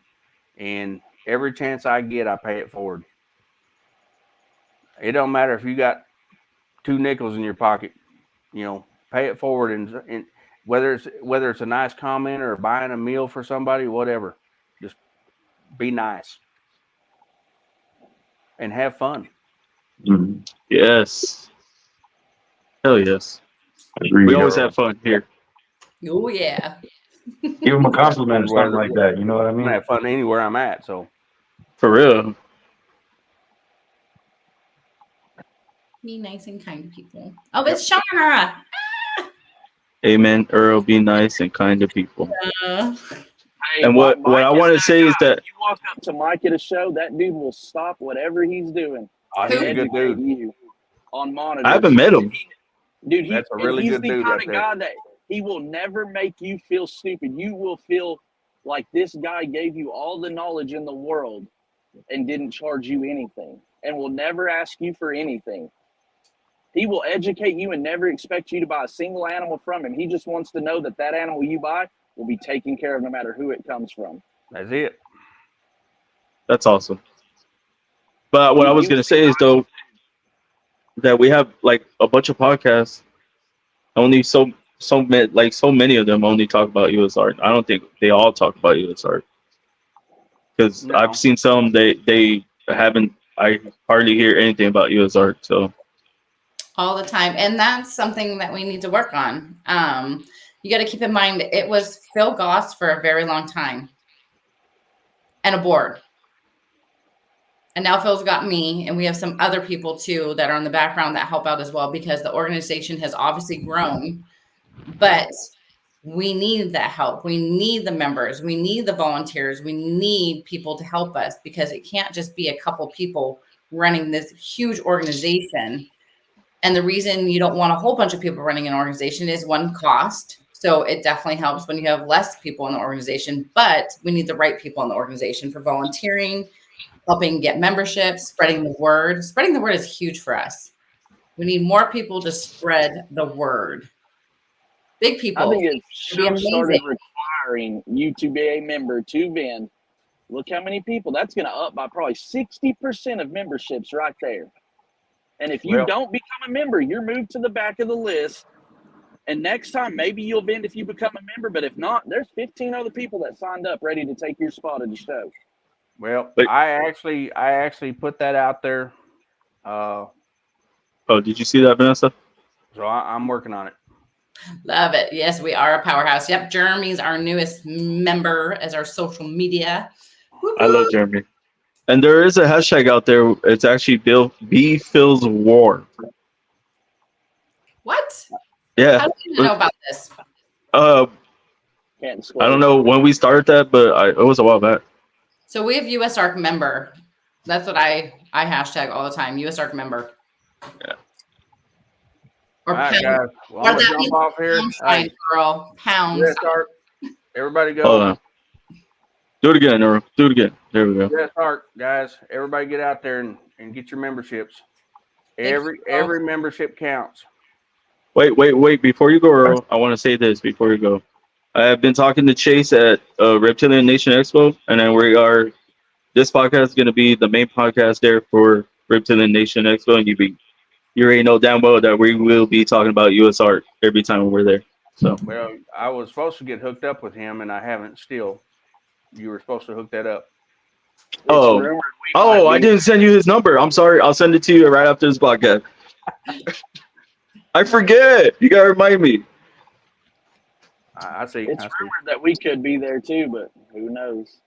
Where at? San Reptilian Antonio, Nation. Reptilian Nation. Well, I guess I'll holler at y'all later. Vanessa, I will get with you because I'm still working on some other stuff to try to get it out there. But You know, I'm always here to help, and I'm always here to listen. yes, ma'am. Have a good night, Earl. Have a great night, Earl. I Great love to you. meet you. All right, before Vanessa and Michael, y'all gotta say a positive message too before we get on out of here, because I know everybody has something to do. Who's that? You. Well, let me ask one question, Vanessa. Yeah, absolutely. What'd you think of this podcast so far? I Better? love it. Yes. Yeah. The other one, I was a little bummed out, and you know why. I know, and I'm sorry. That's okay. That's okay. I'm just, you know how I am. I'm more positive, more don't want to. I wasn't in control of that one, really. I know. I don't blame you. At So. least not your face. No, I'm just kidding. She's like behind the camera. I hate him. I hate him. Have you met me? I am very blunt. I Yeah, say I know. Yeah, I don't hold things back. I mean, positive. I'm just a positive person in general. Be positive, even if it's something negative. Turn it into a positive. Don't focus on the negative things in life. It's too short to focus on negative. And become a Usark member and come hang out with me and get to learn about Usark. And as I love how people always tell me I'm very busy. I will answer messages and emails and get back to you and be there for you. So don't ever think I'm too busy for somebody, because I'm never too busy for anybody. I will get back to you as soon as I possibly can. I'm the queen of multitasking, and I love hearing from new people and meeting new people. So please reach out to me anyway on my social medias through Usark. My email is vanessa@usark.org. I am happy to help with anything Usark related. Anything Usark related. And yeah, it would be great to get memberships at shows when we're there. Obviously, that's what we're there for. We have the auction. We're there to talk to people. If you want me to come over to your booth and hang out to talk to people about Usark at your booth, I'm happy to do that. Like, just let me know how I can help with growing Usark. That's what I'm here for, spreading the word. So yeah, my positivity is Usark. Yeah. I actually need to get you a Usark tattoo. Oh gosh. I'm a one and done tattoo girl. I did 6 hours, sat still for 6 hours. That was enough for me. I got like my whole chest here, my hand now. Oh my God. And I'm not done yet. I still got a whole lot to go. I just have one little, I don't even know how to show it there. One little butterfly tattoo. Shocker. I knew it. I didn't know it was a butterfly. So, and yeah, if anybody ever needs me at a show, as Mike knows, just come get me. Literally. Even after the show, when a dude harasses your wife. Right? Hey, take her to Dr. Pepper. She loves Dr. Pepper. Oh yeah, I know. It's funny when the posts were going around and people were like just being quiet about who the other person was, and I appreciate that, because I don't need to be mentioned in those things, because everybody knew who I am when I was there and what I needed to do and get it done. So, Yeah, 100%. Yeah, I'm definitely. One of my slogans is Vanessa makes it happen. So if you need something to happen, come get me. I will make it happen. Quick. She's not. Yeah, I was gonna say she ain't lying either. No, and if you see my serious face put on, run fast. Which Usark sign do you need for your podcast? I know, right? I need one too. I think she's handing them out. Oh, this There's only one? one sign. Mhm. I support Usark. Oh, I don't know. So, I was like, what is he looking at? Timberline donates those to the auctions, and I own 5 of them. I need one for this podcast. They're spread all throughout my rooms in my house and my shop. I did allow Tony from Revision Reptiles to win one at the show. He got very lucky. Yeah. Over my beautiful head. Love it. Yeah, those are made Timberline. They've had those at the auction. So maybe I'll bring you one. I have a few of them. I just love supporting Usark. I'm a huge supporter of Usark. So I buy things at the auction too. So, and I love to bid people up, because if I want something, it's coming home with me. So good luck. I'm allowed to bid too. And now Mike's here. I love Mike, my mentor, because every time after the show, he's like, dude, that was a great freaking podcast. I say, sure? He's like, yeah. He's always, It's what we need. Well, and So you he's a sponsor. Not only is he a sponsor of the podcast, he's my mentor, and he's always here supporting me. For real. For real. you got to find those people in your life. Mentors are huge. I mentor a bunch of kids at the show. So I am going to start a whole new program called My Little Herpers, which I think is going to be awesome. So at every auction, cute. I bring a little herper up on stage and introduce them to everybody. And, I've had Ethan and Riley and Daenerys. And it's again, You need little Charlie. Yep, and little oh my gosh, she's coming to California. She's going to be at Pomona. I know. So I have a little problem in Pomona. It's not even a problem. It's going to be fun. I think I have 7 of my little herpers, and none of them have really met each other. And they're all kind of like my little followers. So I'm going to have to make them all be friends as quick as possible. Charlie will be the class favorite. Oh my God, I love Charlie. Yeah. He's Did awesome. you see our necklaces that I got us? So they're snake necklaces with a heart, and the heart splits apart and it's magnetic. So she'll run up to me with her heart, and we connect our hearts together on our snake necklaces. She made That's cute. bracelets, best friend bracelets, and gave them to her. Yeah. Their best friend. Yeah. Charlie. Oh my God. Yeah. I get to spend the weekend with her and Daenerys and yeah, it's going to be, and Sophie and Ben. It's going to be out of control this weekend. Oh my gosh. Your daughters though, Gigi and Sarah, are all grown up now, Mike. They're all grown up. Oh, I guess his phone died. Yeah. He didn't get to leave a positive message.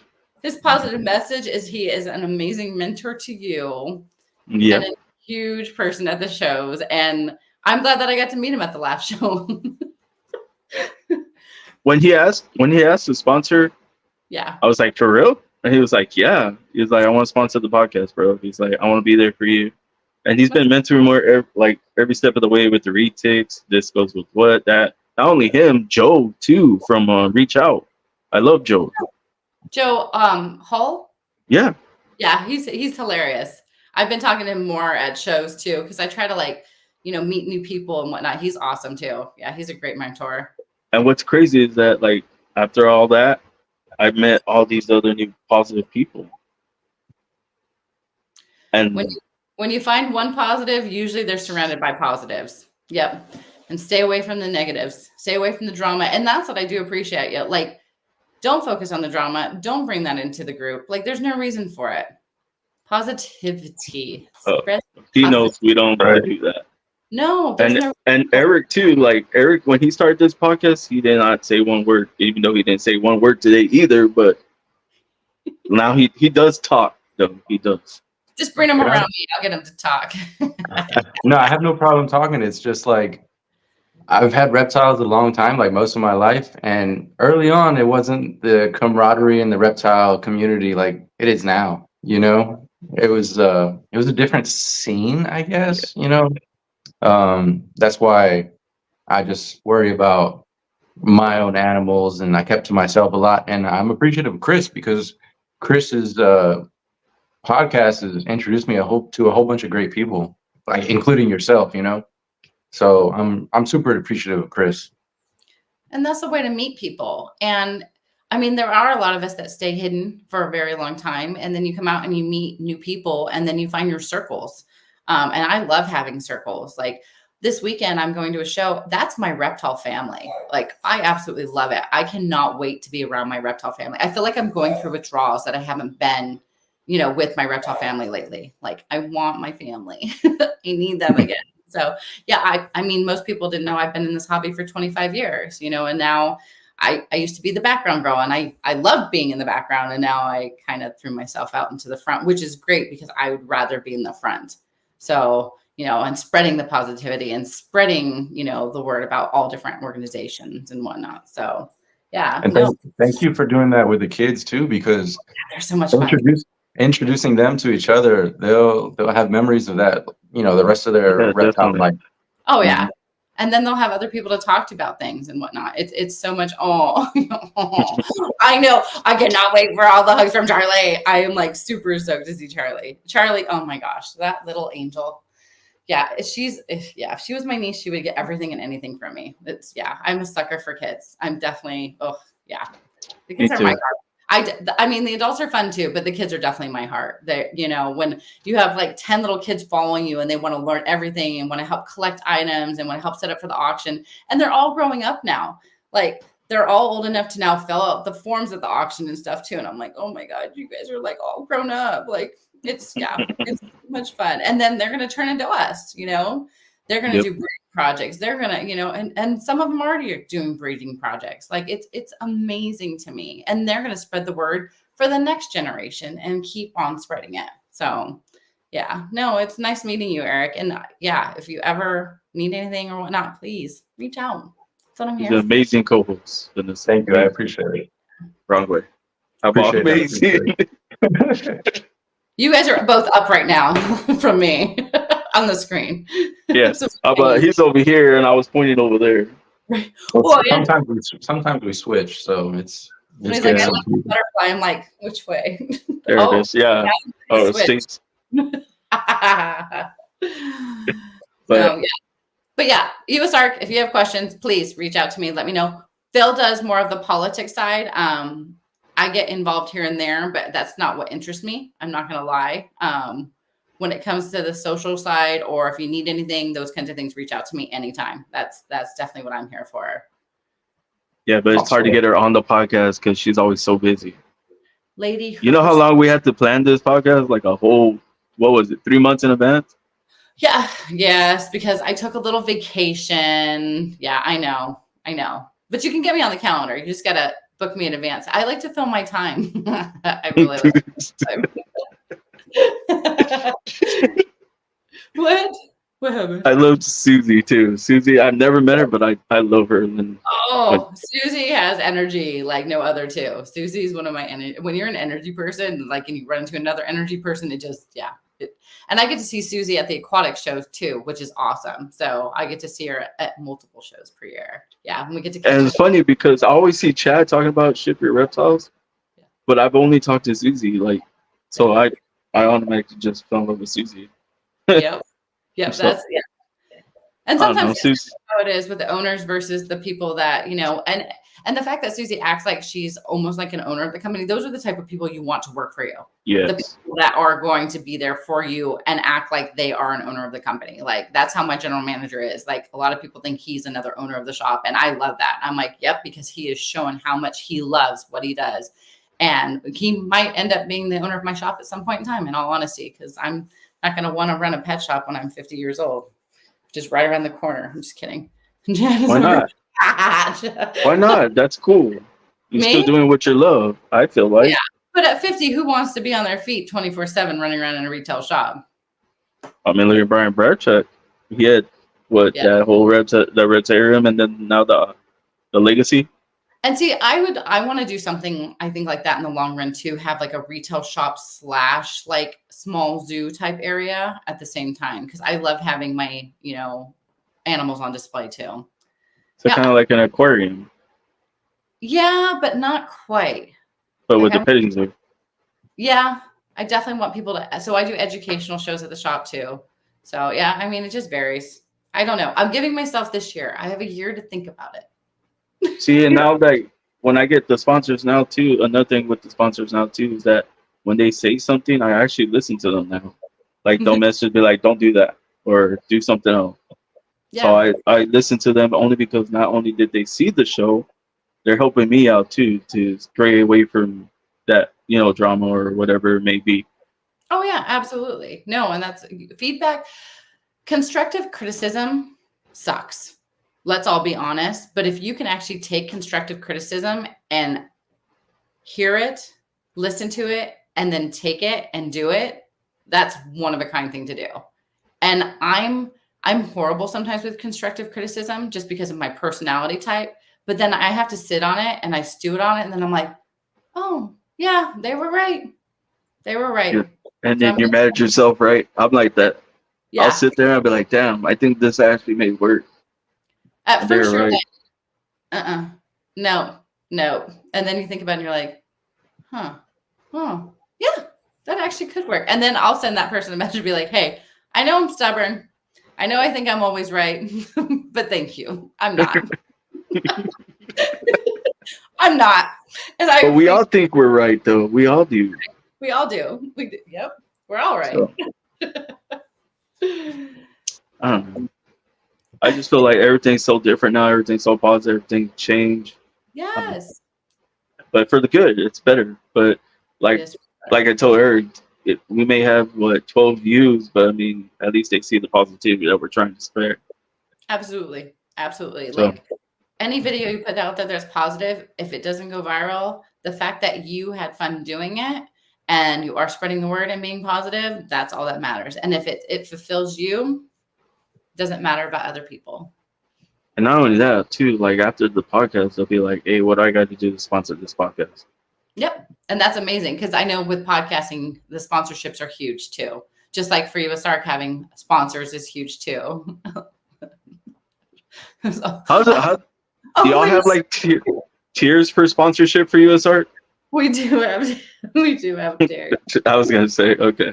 Yeah, we do have tiers. There's platinum, there's gold, there's silver, there's bronze. So platinum is pretty much if you spend $1,000 in donations or $1,000 a month with USARK, you become a platinum. Gold is $500 a year.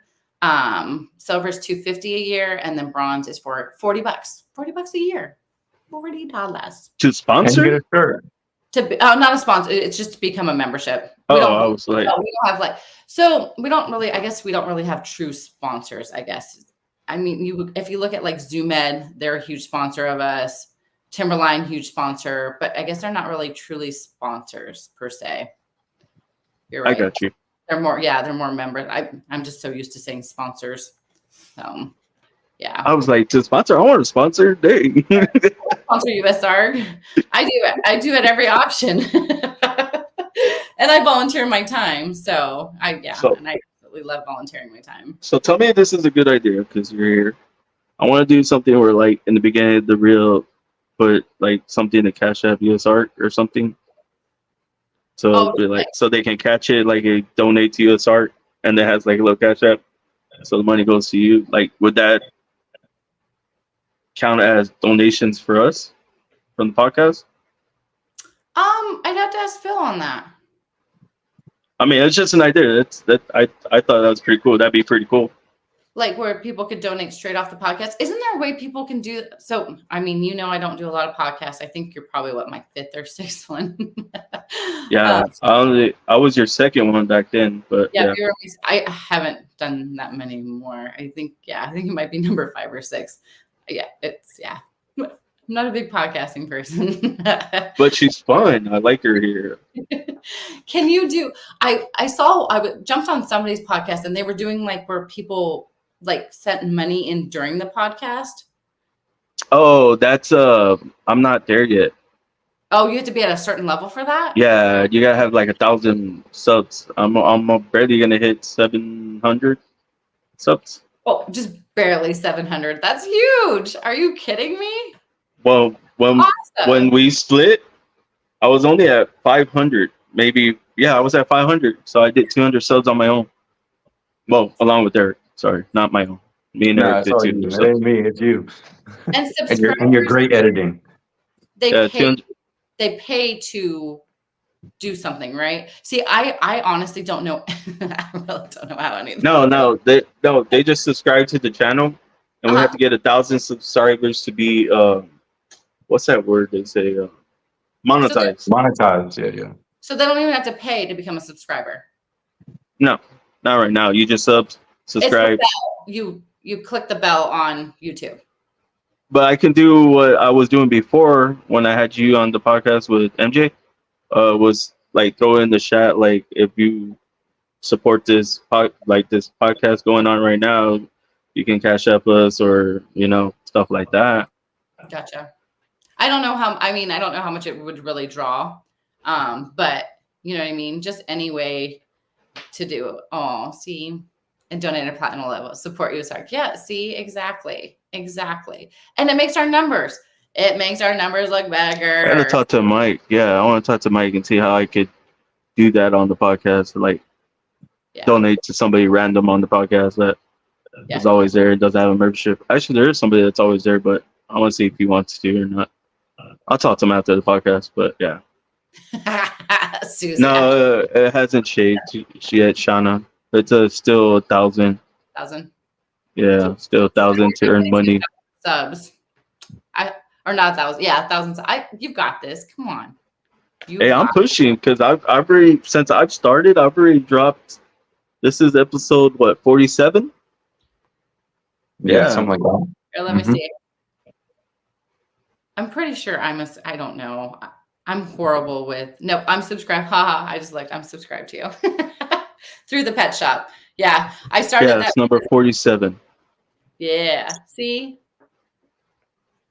And when we split, I actually hit 100 podcasts on Sexing and Flexing. We hit the 100. I did the 100 episode by myself, and then I did a spinoff, and then I rebranded everything and came back harder. And a lot of people were like, "Dude, we see you. You're coming hard. Keep going. Keep positive. Keep pushing. Don't stop." I like the name change only because the other word's kind of one of the words that, it's a fun word. But yeah, I definitely like I got it. I like the way it's tongue rolled, in all honesty. And I'm the type of person, like, I don't even think about those things, but then I'm like, oh, for professional level, yeah, probably a better name change. You know what I mean? But yeah, and if I can help in any way, this, I'm happy to help. If we want to try to get Phil, Phil's a little bit harder to get off. I want to get you and Phil on, and Jeremy. That'd be cool. Yeah. Whole USR podcast. Yeah. that'd be out of control. That'd be awesome. I haven't met Phil, so that's why it's so interested to do that. So Phil, I love Phil. He's not as social as I am, which is funny because I've always worked alongside Phil, but we don't really talk personally level. Like, for some reason, the two of us can literally show up at a show together. We get everything hammered out, and there's not much communication. I finally asked him a few shows ago. I was like, "Where do you live?" Where does he live? Indiana. He lives in Indiana. Yep. Right? Was he doing pull-ups outside in the snow one time on a live on Instagram? Yeah. When his like 3 posts a year. Yeah, he was jumping on ice with his weird little toe shoes. I gave him some, like, what are those? His web feet. Yeah. Yep, that's Phil. Yeah, Phil. See, and for this podcast, I even used the professional logo right there. Look, it's right next to you. Do what? The professional logo. The professional logo? Yeah, it is. Yeah, that's it right there. Yeah. No, professional's good. I like to be professional. Unless I'm at the auction, then sometimes my hands are in inappropriate places on accident. So, or I'm climbing in cages. Giving support. Yeah. Well, and then the best is when the memes start going around and you're just like, oh God. Like, oh no. Yep. Oh no. It's definitely what makes it fun for sure. But I love it. But yeah, new logo's awesome. New name's awesome. I'm always here for you. Yeah, I've done your podcast twice now, and most people have not got me on once. So, but I also get to pick and choose podcasts that I want to be on. So, and it's funny too, because Earl called me. He's like, "Look, I'm gonna tell you right now, I'm not gonna do no other podcasts." He's like, "I'm gonna do yours, and that's it." And he told me back when I was with Levi too. He's like, "I love what you're doing," and he's like, "I love who you are," because I met him in person too. Yeah. He's like, "This is the only podcast I'm gonna do." That's awesome. Yeah. And I've seen him jump on like Instagram things, but I've never seen him jump on another podcast besides MJ's. Yeah. Oh yeah, he did tell me about MJ's. Yeah. So, and that was a funny one too, because apparently I heard something happened there. MJ's my bro. I always steal his glasses or his jacket at shows and then take a picture. I have the best picture at Megan's wedding. I stole his glasses and took a picture, and yeah, I would steal stuff and then I sent it to him later. I'm like, yeah, I stole your glasses and stole your Versace jacket. Versace. Yeah, I think that's what I don't know. I'm probably like, how do you even spell that? I don't even know. Yeah. They'll be like, Sashi. I think that's what that jacket was called. I don't know. It's fancy. I don't know. I'm No, not. I believe you. I believe MJ wears Versace. Like, I'm not saying you don't. Like, I believe MJ wears Versace. I could see that. I don't know. Yeah. Is it? See, I think that was first. Yeah, I'm saying it wrong. Yeah. No, that's right. Versace. Oh, okay. Yeah. I have no idea For about that. sakes. Oh, I have a It's picture. Versace? And then It's not Versace. he jumped on my back and I No, gave I'm joking, bro. yeah. Who, MJ jumped on your back? Oh yeah, I have pictures of him. I give people piggyback rides. If you're under about 230, I can give you a piggyback ride. Other than that, I max out. Sadly, I'm a heavy muscle guy. I am. I'm heavy. I Because think I'm at 235 right now. you go to the gym. Jim. I work out every day. I open up the fridge. You're like my I'm with brother. you, You're like Vanessa. I'm my with you, brother. bro. He's like, my gym, I go to McDonald's and he's like, this. I actually don't open the fridge. If you've ever seen the pictures of my fridge, I've posted it before. I have nothing in my fridge. I have a bachelorette fridge or bachelor fridge. I call it the bachelor fridge. I have nothing in there. Nada. I'm on the move too much. On the move. I was going to say, yeah, you're like everywhere. And it's always a picture of your boots. You're like, it's leg day. So that's a funny joke with my guy friends because they're always posting that they're at the gym doing leg day, like it's leg day at the gym, leg day at the gym. So then I started it's leg day. Shoot, that hurt. That hurt me. I'm never at the gym, but it's leg day today. And then the boots is my signature. 225.54. Gotcha. I can handle that. I was all that hurt me because a lot of people say I have chicken legs, but I swear to God, I work out my legs. I do. Well, and you know what my favorite thing is after I post leg day is when other people start posting leg day. Like they'll post their pictures at the like airport and stuff. And then I just laugh. I think it's great. Like it's a fun, dumb thing to do and it makes people smile. So Yeah, it does. it does. And if I don't wear boots to a show, people are like, oh my God, is something wrong with you? And she does. Susie does copycat me and I love it. She's always by a pool, which makes me jealous. I'm like, I want to come to the pool too. Oh. Chicken legs too. I'm not trying to have chicken legs on purpose, Mike. We could get them those socks with the chicken leg socks so you can wear those around. Oh yeah. Did you see that one about the girl put the snake socks on and her husband beat up their legs thinking they were real snakes? No. And they put her in the hospital. Yeah, he broke her leg. Oh, ouch. No, that's a negative. Because he thought it was a snake. Oh, no, that's wrong. Well, she had snake socks, so it was kind of her fault. I would have been like, before I would have been like to bed, be like, look, honey, I have snake socks on. Don't beat me up. So bad. But no. Oh, God. Yeah, he broke her leg, bro. Oh, that's awful. That's awful. You got to beat But- pretty hard to break a leg. I don't want to keep Vanessa too long. It's already been 2 hours and 30 minutes. I gotta go clean rat racks at the shop tonight. Woo! Yeah, so Favorite Fun. she has a long night ahead of her. I do. And then I'm off to Pomona. Well, I'm off to go to a little fair and then to a concert tomorrow, country concert tomorrow night, and then Pomona. And if you follow her on Instagram, you can see them in her story. The pics will be up. I promise.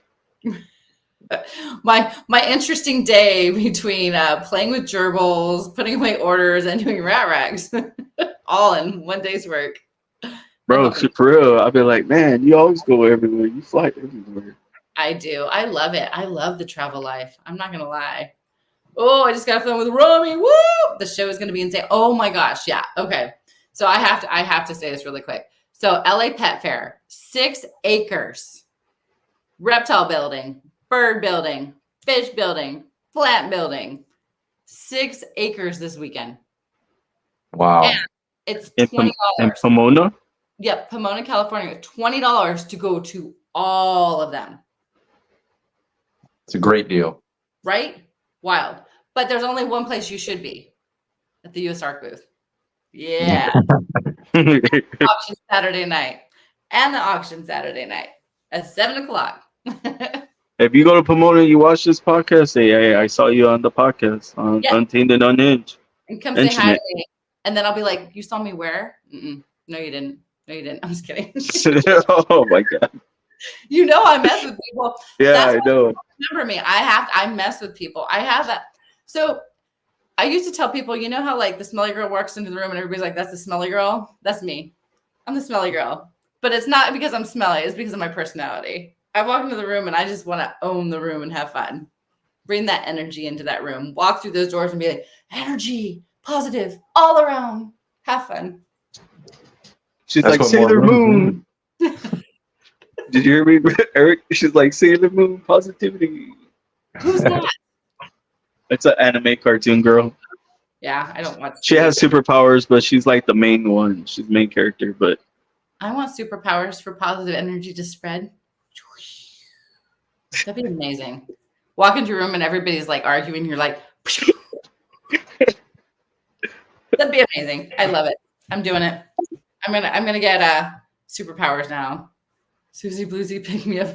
I was gonna say something else before you left, though. Oh, sorry, I distracted you with the LA Pet Fair. You know, I had to. What is it when people put random hashes or like things into the the videos?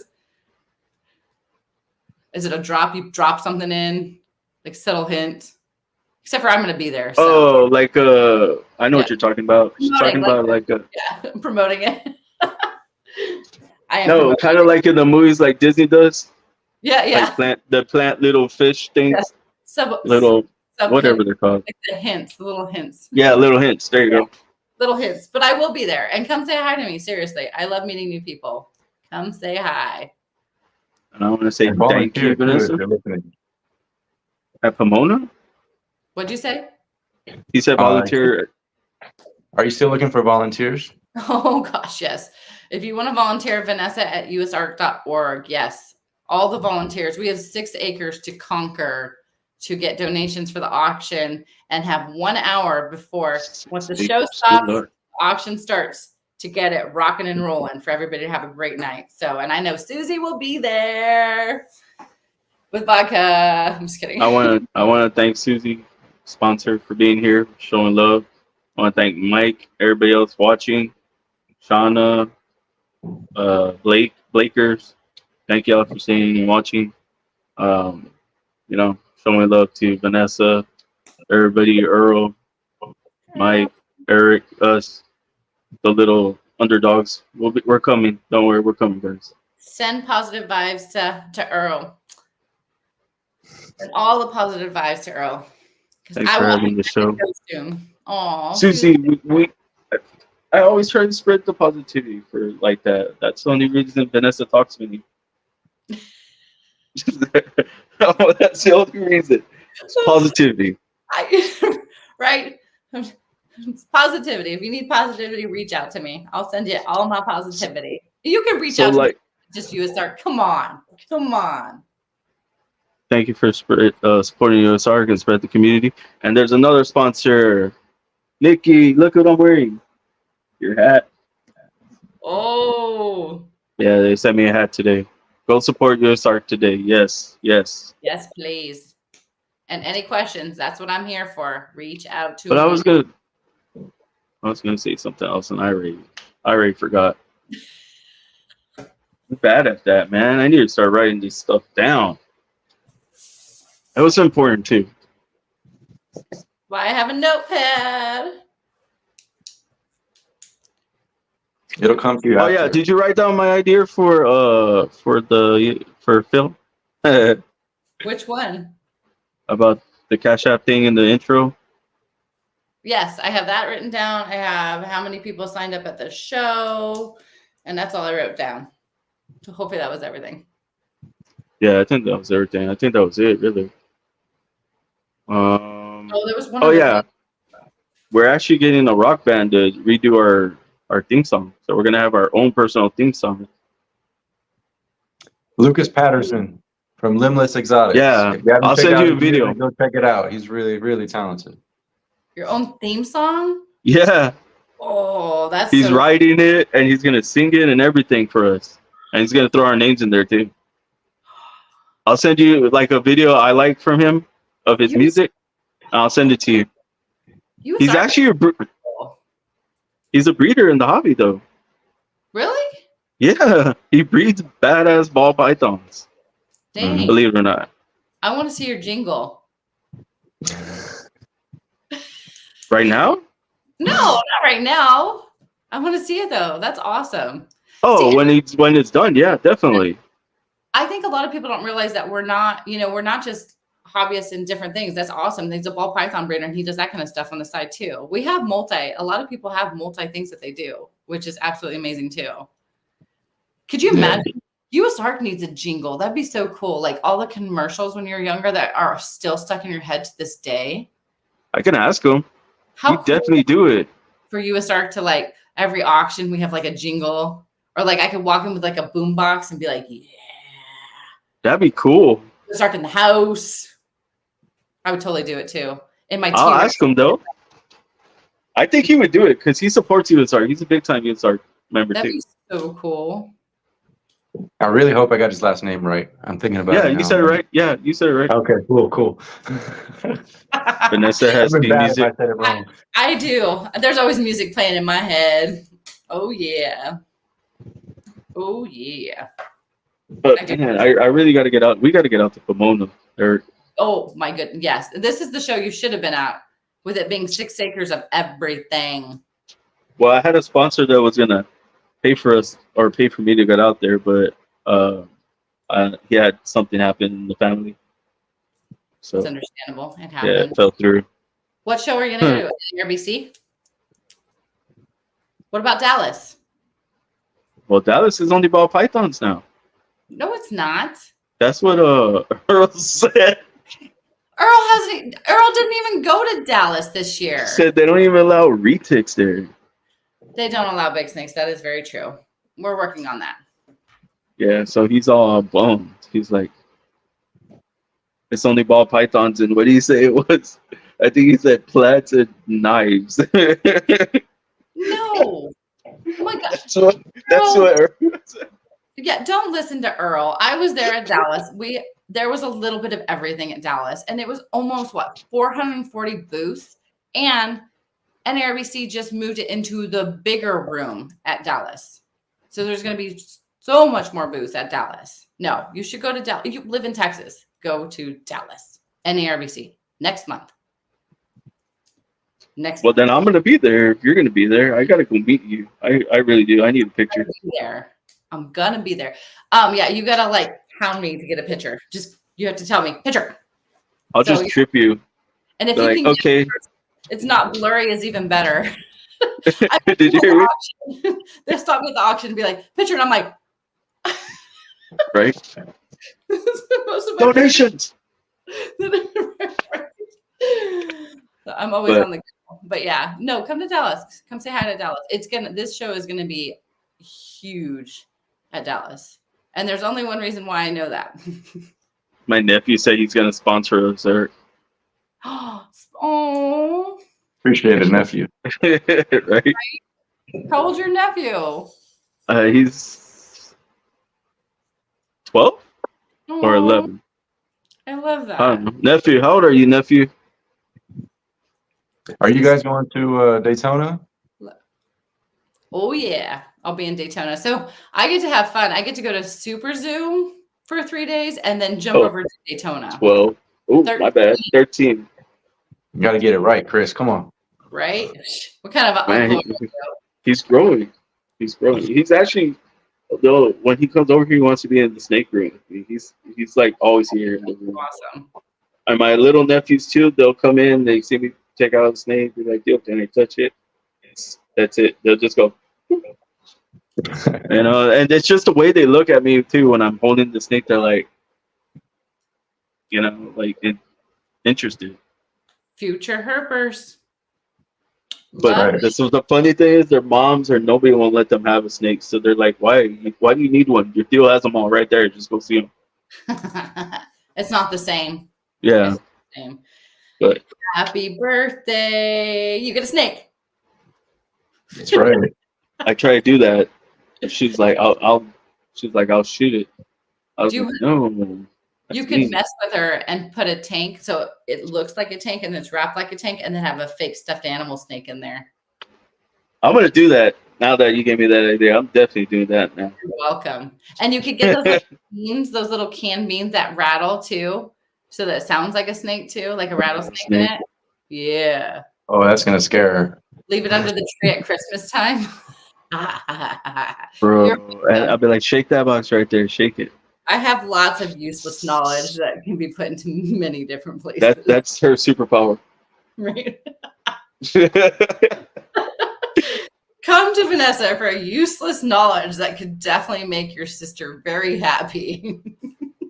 Remember that was a question I asked a while back, and I forgot about it. It was if you had a superpower, if you could have a useless superpower, what would it be and why? I mean, what? And I what Joe say? He said, "Oh, to shoot peanut butter and jelly out his hands, so he could make peanut butter and jelly sandwiches when he wanted them." Bro, that was funny. I was like, "But that's cool." That's a unique one. Peanut butter and jelly coming right up. Right? Sandwich. Eat it. Oh, you just want peanut butter? Gotcha. Just this hand. You're allergic to no problem. Here's the jelly. That'd be awesome, though. That would be awesome. Okay, that'd be pretty cool. Yeah. Let's see. What would be yours, Vanessa? Oh, I don't even know. I don't know. That'd be something I have to get back to you on the next podcast. Yeah, because I know you got. I don't know. I don't know what I'd want. It'd probably be something pretty fun. She's like, I'm gonna go think about this while I'm feeding subs. Oh, I write it down. What's my useless? I'm writing down. What's my useless Superpower. What would be a why? I'll post it. And I'll tag you in it. I'm gonna come up with something creative. You're gonna be like, man, I wish I would have came up with that myself. Oh, look, here's my other nephew. Nephew number 2. Yeah. What's up? Hey, CJ. And then Mark Angel. Mark Escamilla, CJ Escamilla. Oh, I love it. Thank you guys for being here. But we're already out of here. We're done. We done. She's got to go clean. I gotta go clean rat rags. So it was a great episode. I appreciate you, Vanessa, for being here, giving your time, taking time out of your calendar, giving us, anytime, this amazing podcast, being positive, having fun. Yes, it was awesome. I loved it. But yeah, if you have anything else to say, Eric, you can get on out of here. Yeah, like Earl was saying, just be nice to people. Compliment a stranger. Make their day. It's not all about us. If you say something nice to somebody, you don't know what they're going through. It might just bring up their whole day. So yeah, just be nice. Absolutely. Right. Check on your loved ones. Be positive. Spread positivity. And don't be a negative. Be a positive. On that note, guys, we out of here. Y'all have a good night. Bye, guys. Love you. Love you guys.